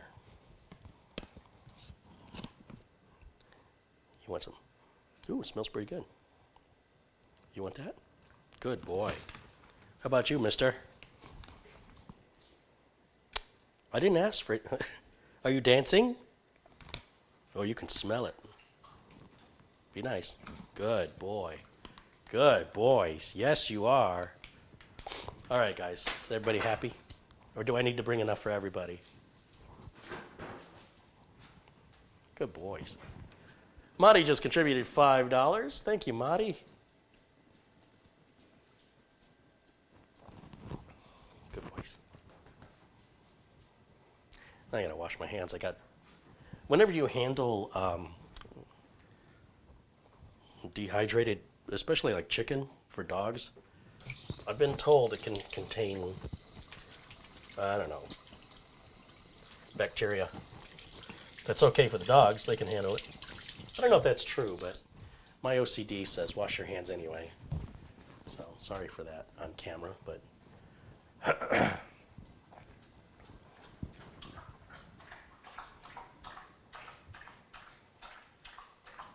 Carey, that PC repaired showed that all the RAM wasn't usable. What causes that and what's the fix? That's a great question, Arnold. The RAM is being used. We're using, hold on, I want to wait for Jimmy to finish drinking the ocean. Did you leave any for the fish? When you look at the properties of the RAM and you'll see a parenthesis, it says this much is usable. It's because you're using onboard video. Video requires some RAM. So if you don't have a discrete graphics card, and by a discrete graphics card, I mean you haven't added a graphics card, you'll notice when you buy a graphics card, it comes with RAM. In fact, it's often a selling point. How much RAM it's got affects how much it costs. Those things are directly related to performance.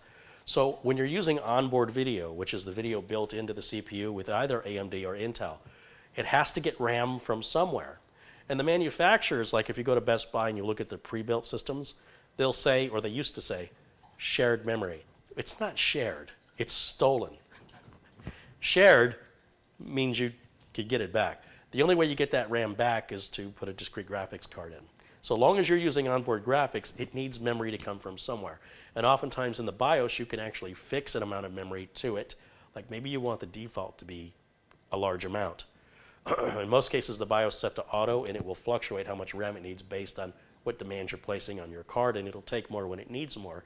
But it definitely needs a minimum amount just to get your desktop up and get your video up. And that's why you'll see less RAM available. But it's not that that RAM isn't there or it isn't being used. It's being used for the graphics card, and the rest of it's being used for the operating system. But it's all being used. Good question. Gary Rendano says, I built the 8-year guaranteed computer. So I have a build here recently that I call the 8-year build, which means if you build with these components, there's no reason not to expect this machine to run without any issues, without any need for upgrades for 8 years minimum.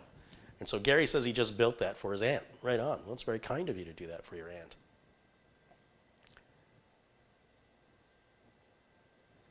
Monty's contributed $5. He says, your first CPU GL, bro. What's GL mean?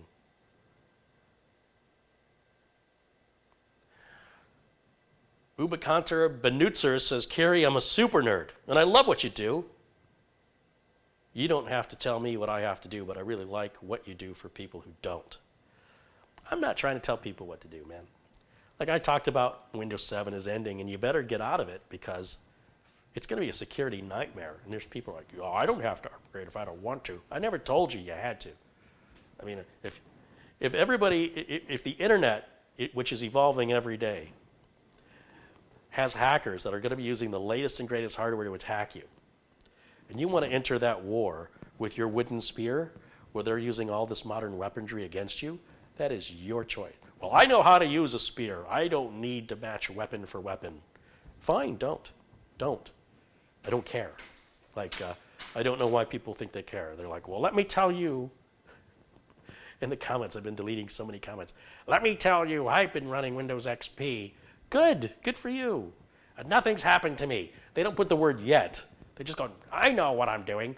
Just like everybody in jail says, I didn't do anything wrong.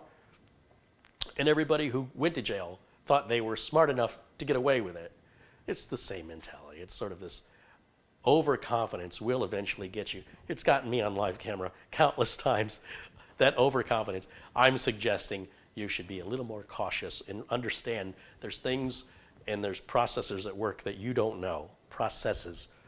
There's people out there who are looking to exploit your operating system beyond what your antivirus can do to help you, beyond whatever your PC security software can do, and beyond your ability to click the mouse. They do with exploits involving your hardware and third-party applications. And Windows 7, as it grows older without support after January 14th, will become more and more vulnerable every minute of the day. So just because it hasn't happened doesn't mean you're outsmarting it. It also doesn't mean it will continue that way. Eventually, you won't be able to install software on it. That's already happening with some tax software. I've had a couple of CPAs contact me and say they have to go to Windows 10 or their software won't install, and then they won't have a business. So I'm glad to hear that. But eventually, you won't be able to install printers. You won't be able to install antivirus. It will eventually fade out. It won't happen in January for a lot of things. But if you want to live that way, live that way. As other people have said, they're going to Linux, that's fine. Certainly not for the average user. It's certainly a lot more complex and foreign to people that are average computer users, but nothing wrong with it if you want to do that. The Linux users come out a sort of bit like religious folks that want to sell you their religion. It's really weird how they mimic one another. I'd love to every once in a while I'll meet a Linux user who doesn't do that, and I love that. Do you have a few minutes to talk about Jesus? I feel like that's what they're doing with Linux, and it's so annoying to me. And then somebody, likes it, and they start evangelizing it like a minister. It's like nobody asked, Go talk to somebody who's interested. I just find it fascinating that it's like they don't have any original thought. They just do what all the other, well, not all the others, but what a lot of vocal Linux users do is they talk about how superior Linux is to everything else. And then somebody then joins in on that, and they start repeating, like they can't come up with their own words, they can't come up with a new approach. I know it's not the same guy for the last 20 years. It's really annoying. I'm just expecting people to start knocking on my door. Have you heard about Linux? Do you have about 45 minutes for me to tell you about our Savior and Lord Linux? Go away. I'm glad you like what you like. I'm not telling you not to. I'm not saying anything bad about it. It's not what we're here for. We're here for the Windows users. And if you want to try Linux out, and go for it. And I'm sure there's plenty of YouTube channels that can help you with that. Same with Mac. I'm not here to insult it. I'm not here to promote it or condone it. It's just not what we do here. So bringing it up is completely off topic, and it just comes off as a sales pitch for a product. It's spam.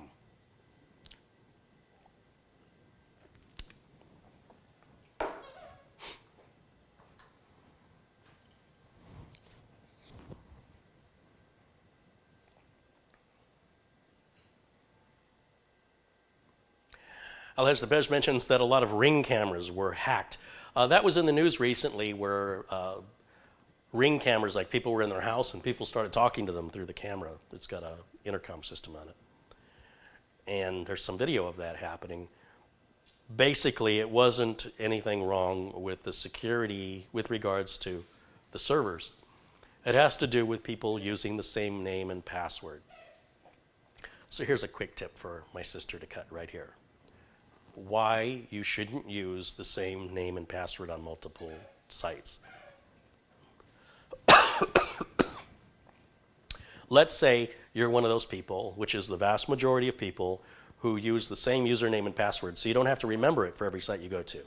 And then let's say that site was hacked, because they're one of those sites you visit that you use the same name and password for. Any one of them was hacked because some security protocol wasn't followed, or so they didn't spend the good enough money on IT budget, or whatever the excuse is, they dropped the ball. They being the company that you have the website and password for. Now, because you have the same username and password you use everywhere, those usernames and password from the hacked site are put into a large database. Now they can try and log in as you to other sites, like, for the Ring application, for the Ring doorbell cameras and other Ring associated cameras. And next thing you know, you got a news article out that a lot of Ring cameras were hacked, but they really weren't hacked. These are people practicing poor security. I use the same username and password. I have a good password. It's never happened to me. It doesn't happen to you until it happens to you. And this is why I always tell you to exercise safe practices, so that it doesn't become an option. It's no longer a gamble. It's getting worse, and it's going to get worse before it gets better. If you use the same password on more than one website, and for anything regarding anything personal, financial, cameras, in this case, email, make unique passwords and use a password manager like RoboForm or LastPass, KeePass. There's a lot of them out there. Dashlane. Used one. I use RoboForm. When you see screenshots, when I grab the video live, you'll see that little RoboForm icon on my machine. You don't know my username, and you don't know my password. Now, once somebody cracks your username and password on RoboForm, now they've got all your logins for all your sites. So it's really important you take that very, very seriously. So Ring didn't drop the ball here, the users did. And if the user won't take their own security seriously, it's hard to feel any sympathy for them. Now, no harm was really done. Nobody stole anything. Just people were being spied on. I mean, you talk about Windows 10 spies on you. You're spying on yourself. You're letting other, that didn't make any sense. You are voluntarily, many of you, maybe not you specifically, but your average users out there don't take their security seriously. And as a result of it, we get these stories, and it's just going to keep happening. It's the same story over and over and over. It's not like we haven't been telling people to not use the same passwords and logins at different sites. We've been saying that for years, years and years and years. We used to have an expression, treat your password like your toothbrush. Don't loan it to anybody and change it every 3 months. I don't necessarily agree your password needs to be changed every 3 months. In fact, I don't think it needs to be changed at all, as long as it's unique and strong. And RoboForm generates passwords for me. I'm get a 14 character, 12 character password generator, hit the button to generate it, use that as my login, and tell RoboForm to save it. No big deal. I have RoboForm access on my smartphone. I have it on my laptop. I have it on my desktop. It's not like I'm going to go somewhere and not have access to RoboForm. I don't know what those passwords are. I couldn't tell you. I don't know my Amazon password. I have no clue. It's a bunch of strange characters. So it's not like I can say, here, let me log into Amazon real quick on your computer. I can't. I don't know the password. But I can log into RoboForm. I know my RoboForm login by heart. And then from there, I can log into those sites. But yeah, I mean, look, it's in my neighborhood. There's an app called nextdoor.com. And it's for people that live in, and it's available to everybody around the world. And you sign up and you can see stories about from your neighbors and other people in the community. And I'm seeing a lot of neighbors in my area complaining about people breaking into their cars and stealing things. And they always write, remember to lock your doors. Look, if you live in Phoenix and you don't lock your car doors, you're an idiot. People, they've got video, countless videos, I can't even tell you how many, of people driving up and down the street like 2, 3, 4 in the morning. There's like 4 people in the car, 3, 4 people. The car idles in the road in front of the driveway. A couple people jump out, and they got gloves and hoodies on, so you can't see their face. The cameras are infrared usually. And they grab the car doors and pull on them, and if they open, they rifle through the car. Some people even take their sweet time, because they know everybody's asleep, and they're really quiet, so they're not active, the dogs aren't hearing them. So it's perfectly quiet, and they just start rifling through the glove box, the center console. They're looking for sunglasses, change. If you've got anything of value in the car, a laptop, they'll take it, and they're gone. And yeah, it's great, you got it on video, but you can't see who they are. Often the camera's not at a good enough angle to get a license plate. You can see the make and model of the car. So okay, what good does that do you? You can let law enforcement know. And the way law enforcement here in Arizona works is, or at least in Maricopa County, is if they get a lot of reports in a certain area, then they'll increase their patrols in that area. That's it. So it's unlikely it's going to solve anything as far as getting your stuff back. But you've got locks on your doors. You paid for them. Use them. It's real easy. Eventually, I imagine, cars are going to just start auto-locking. Some more expensive cars do that with the key fob. As you walk away, they lock. The Tesla will do that. And the Tesla has Sentry mode with cameras, but that's, for wealthy people. What about the rest of us? The rest of us, lock your freaking doors. And yet, people don't do it. And then they post on Nextdoor, look what happened to me. Let me show you the video. And just a warning to everybody else, you should lock your doors. And they keep doing it. It's different people saying the same thing. It's like, so you're posting, but are you reading? Why is it that people, when it happens to them, they want to warn other people, and other people don't want to listen? Then those other people happens to them, and then they want to warn other people, but all those other people don't want to listen. I'm telling you to lock your doors. You want to lock your doors? You get what you get. Should you have to? No, you shouldn't have to, but this is the reality we live in, and if you don't, at least here in Phoenix, you're not going to have your stuff very long. They don't steal the car in most cases. They just rifle through it and take what's ever in there. So this is the same with people that want to run Windows 7. Oh, it'll be fine. Okay, go ahead. I don't care. Like when you get broken into and your identity gets stolen, it has no effect on me. But for the rest of you, I'm telling you, this is what you can expect. no, you can't say I didn't know, right? You made a decision, and you will live with your consequences. And I just, that's all I can do. So I'm not here to tell you what to do, right? I'm not here to tell you, you have to get off Windows. You don't have to do anything you want to do. But you will also be the one that lives with the consequences, not me, of whatever decision you make. So.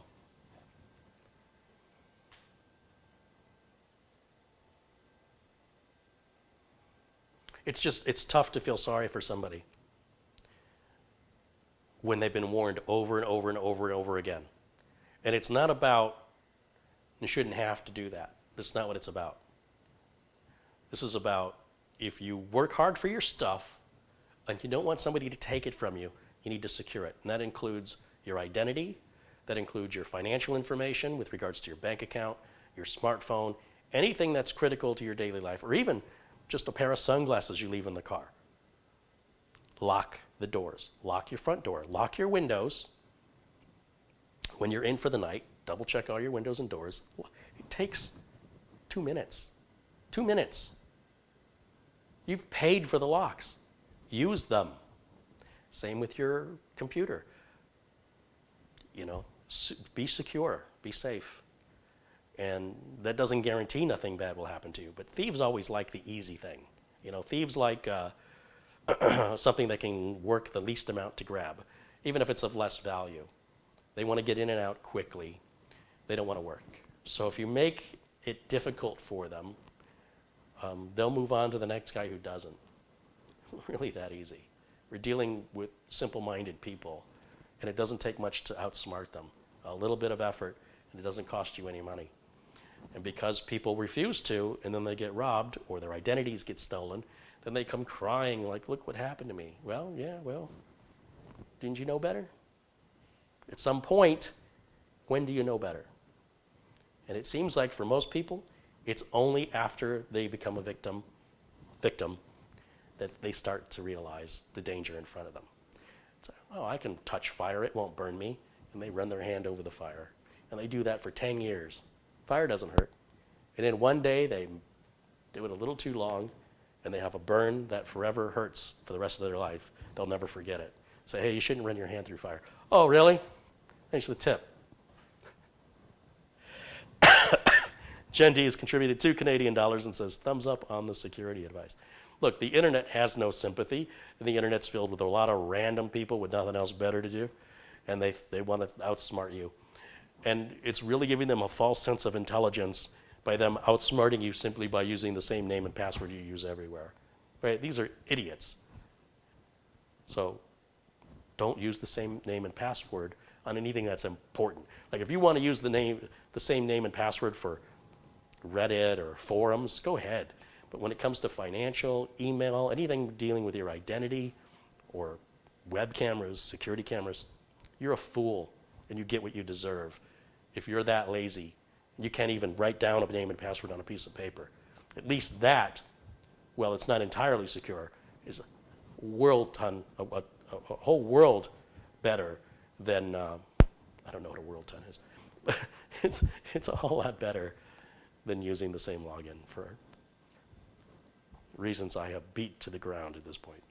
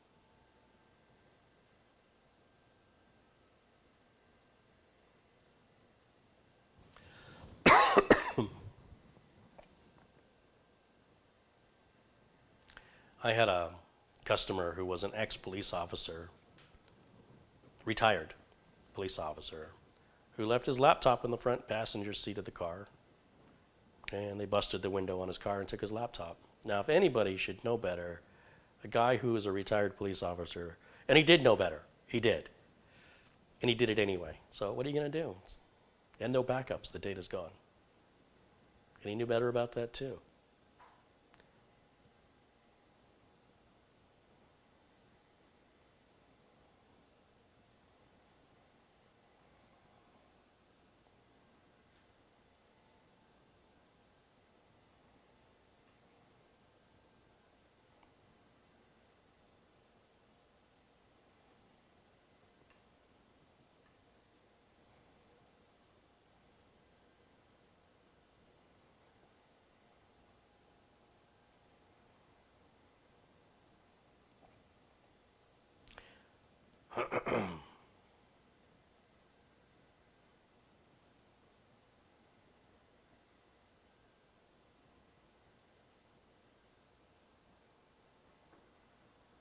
Ian McLeod contributed $5 and said, "How dare you try to advise and help people?"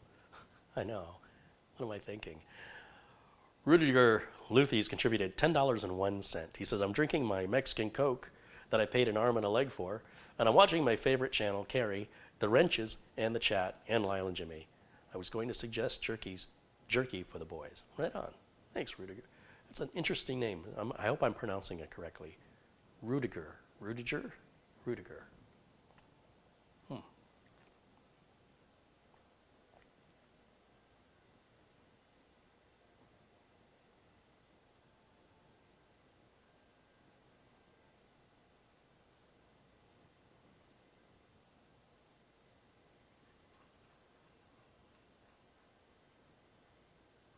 Sharon Idle contributed £1 and 1 pence. Thank you, Sharon.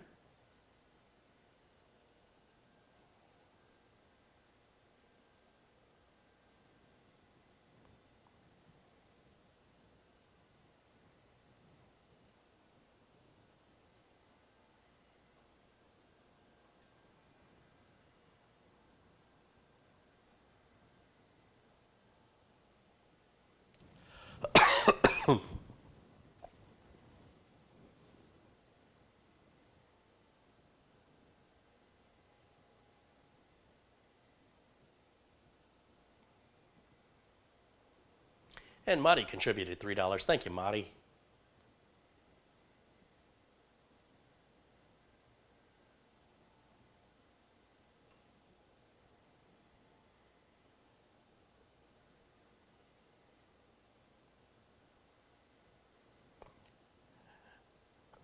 Nick Poverman says a largest hospital organization in Jersey got ransomware last week.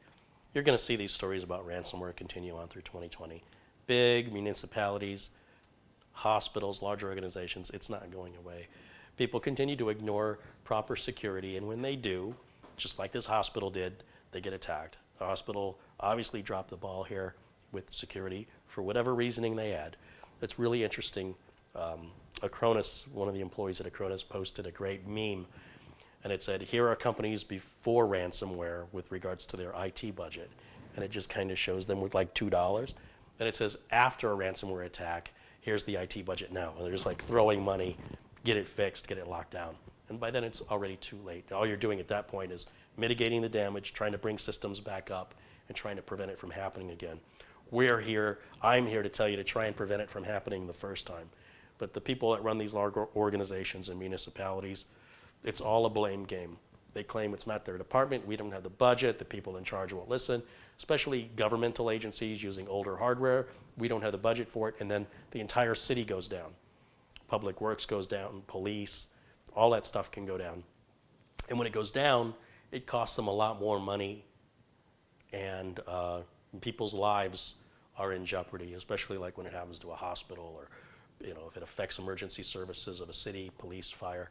So suddenly then, they find the money. And this thought process has to change, and there's no sign that it's ever going to change until they suffer. It's kind of the same story, isn't it? Just like people not locking their doors until they're burgled, Then they warn everybody else to lock their doors, and nobody listens until they're burgled, and they tell everybody to lock their doors.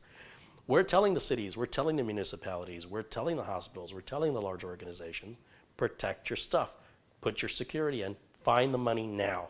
Whatever it's going to cost you is a lot cheaper than you can possibly imagine than if you don't do it.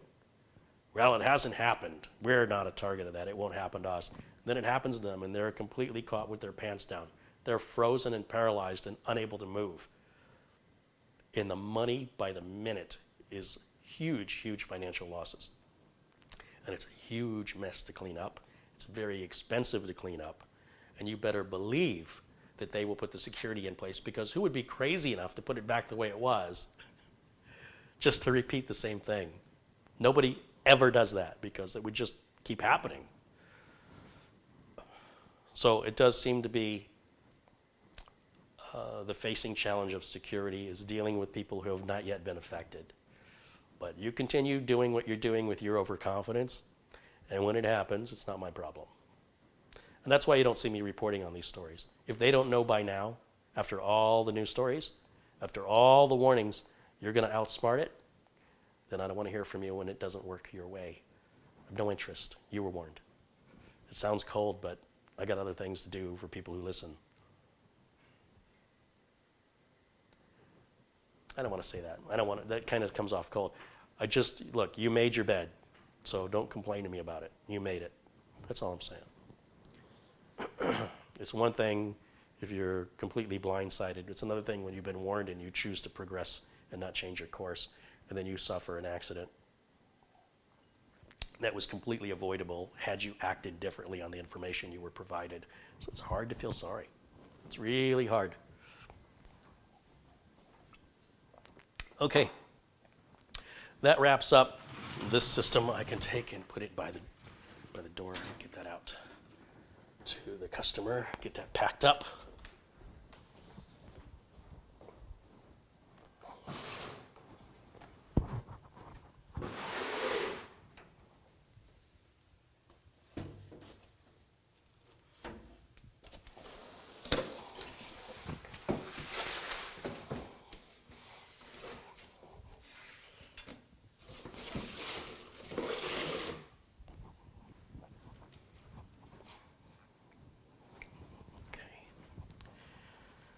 I don't know if I'm sending this to the customer or not.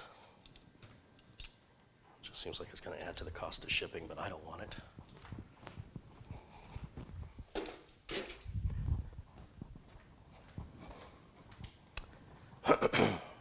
Okay, the RGB build.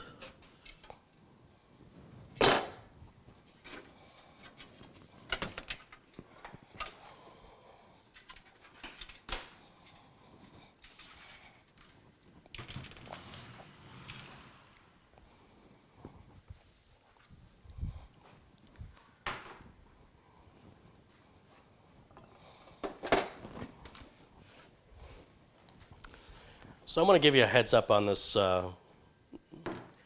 next video that'll be coming up. I guess it's going to be tomorrow now, because it's about time for me to quit for the day as far as filming. One of the things I discovered after Mitch and we had stopped broadcasting once we ended that video. He and I started discussing it. The issues we had with getting this pump onto the CPU. And I'm going to go over this information tomorrow, but this will be a little sneak peek about what's coming up here.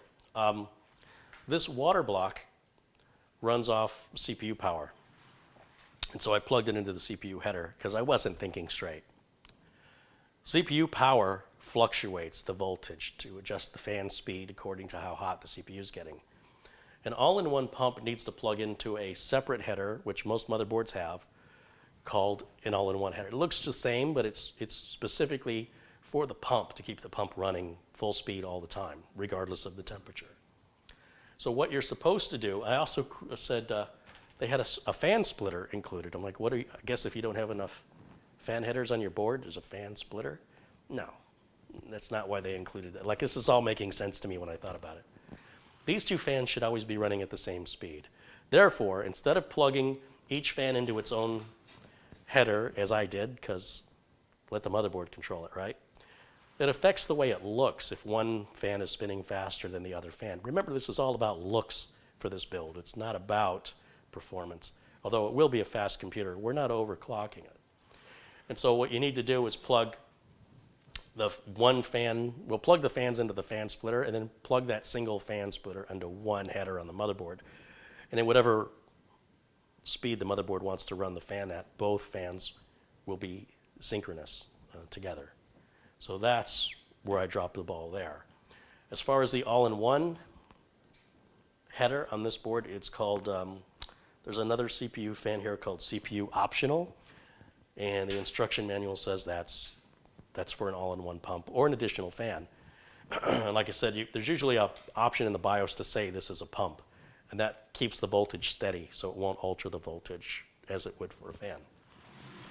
The reason why Mitch and I struggled to get these screws put on was this back plate. And some of you in the chat caught it. The back plate on one side says AMD and on the other side says Intel. And when I looked at the back plate, I noticed it has these little bulbous sections here. And I thought, well, that's a good way to keep this metal plate from hitting the back of the motherboard. But then Mitch pointed out that the little rubber washers that Silverstone is calling spacers, they actually keep the metal plate from hitting the back of the board. This little tiny rubber washer, which makes me a little nervous because they will collapse over time. They will compress over time. And I'm afraid that's going to hit the back of the board at some point. But apparently, we had the plate on backwards. So before, where the plate said Intel.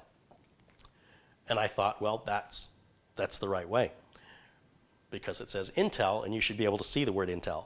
No, it's the opposite way. You want to see the word AMD, and the word Intel faces the board where you can't see it. That makes the instructions very lacking on Silverstone's part. So I'm thinking I should order another one of these coolers just to make a proper how-to video on how to install it. Because this bracket looks like it'll install sideways, and you can reverse it, and how do you know? And the instructions are severely lacking. I wouldn't call washers spacers, and I wouldn't call their spacers standoffs. This is what they do. But technically, it's not wrong, but it doesn't follow the language, the jargon that I'm familiar with. So I would rephrase that language, and I would be very clear with how this backplate goes on. And I didn't even follow my own rule, which is if you're struggling to get something to fit, you're doing something wrong. Everything should be nice and easy. And I will tell you that after the video, when Mitch and I reversed the direction of this plate by flipping it 180 degrees, those standoffs went on without any help. I could do it myself. Mitch showed me his fingers and the skin was still indented. He was pushing so hard so that I could get these screws started.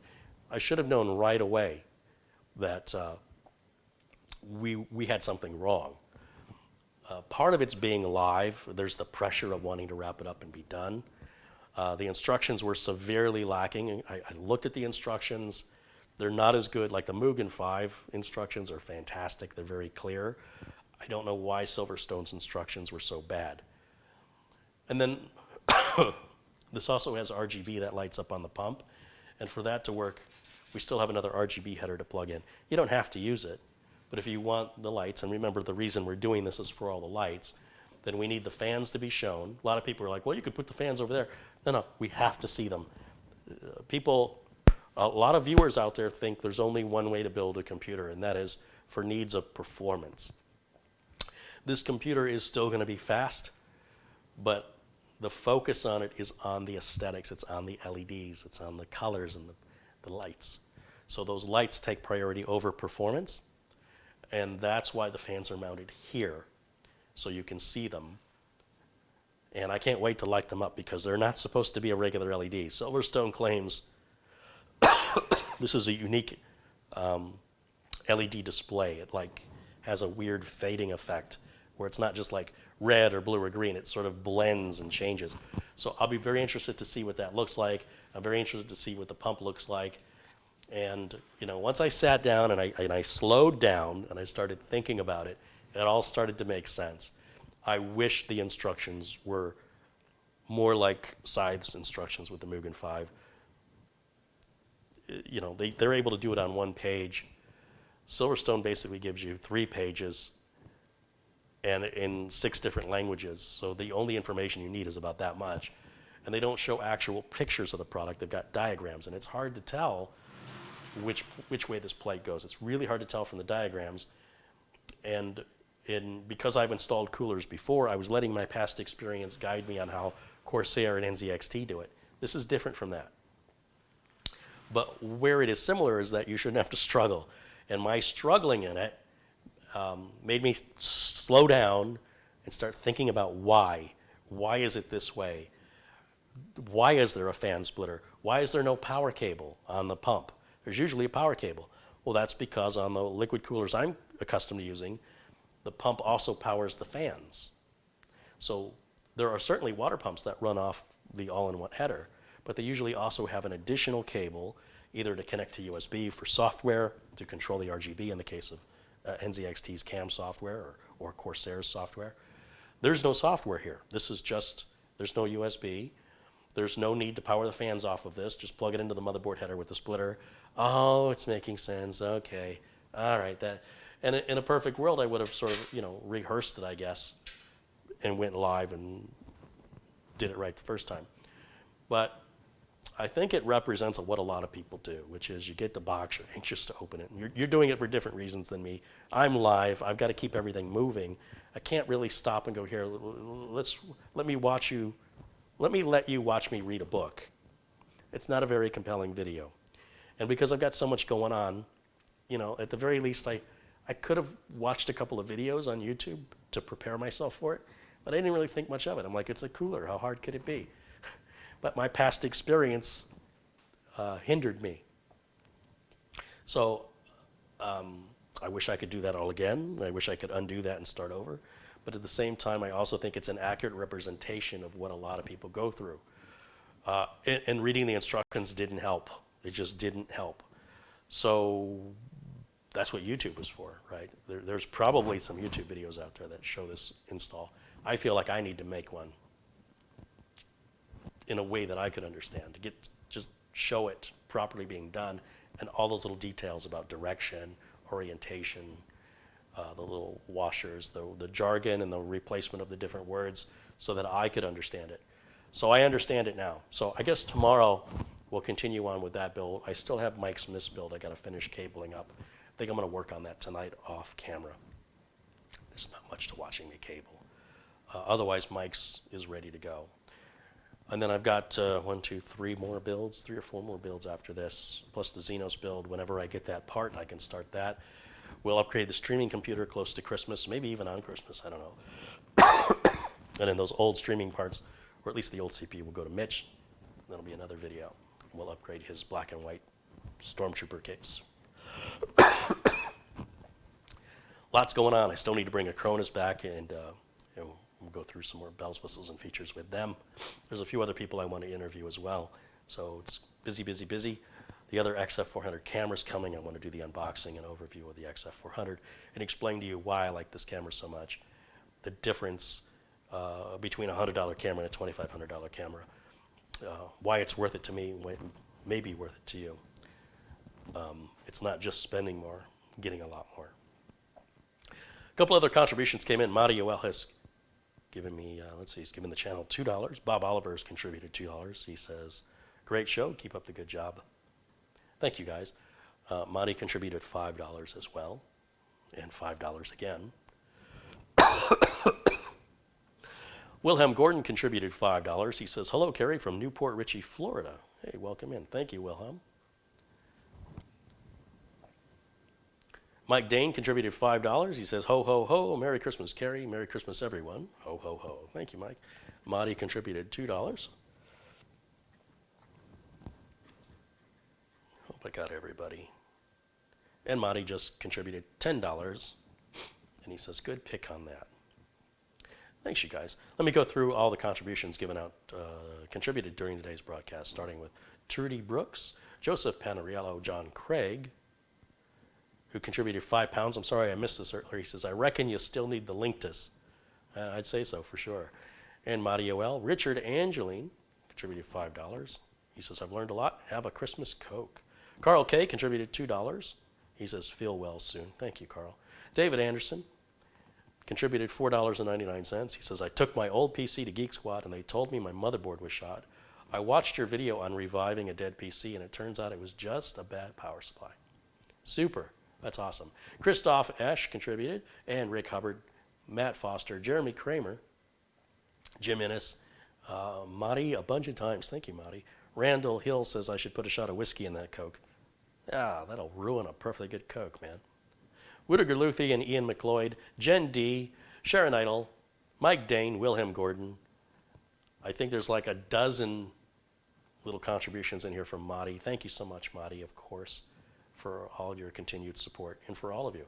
And for everybody watching, hey, thanks for tuning in. Thanks for hanging out in the chat and being interactive with me and the others in the chat as we create this very friendly and supportive community here, which is, I don't know, sort of like a unicorn on the internet, people being friendly and supportive.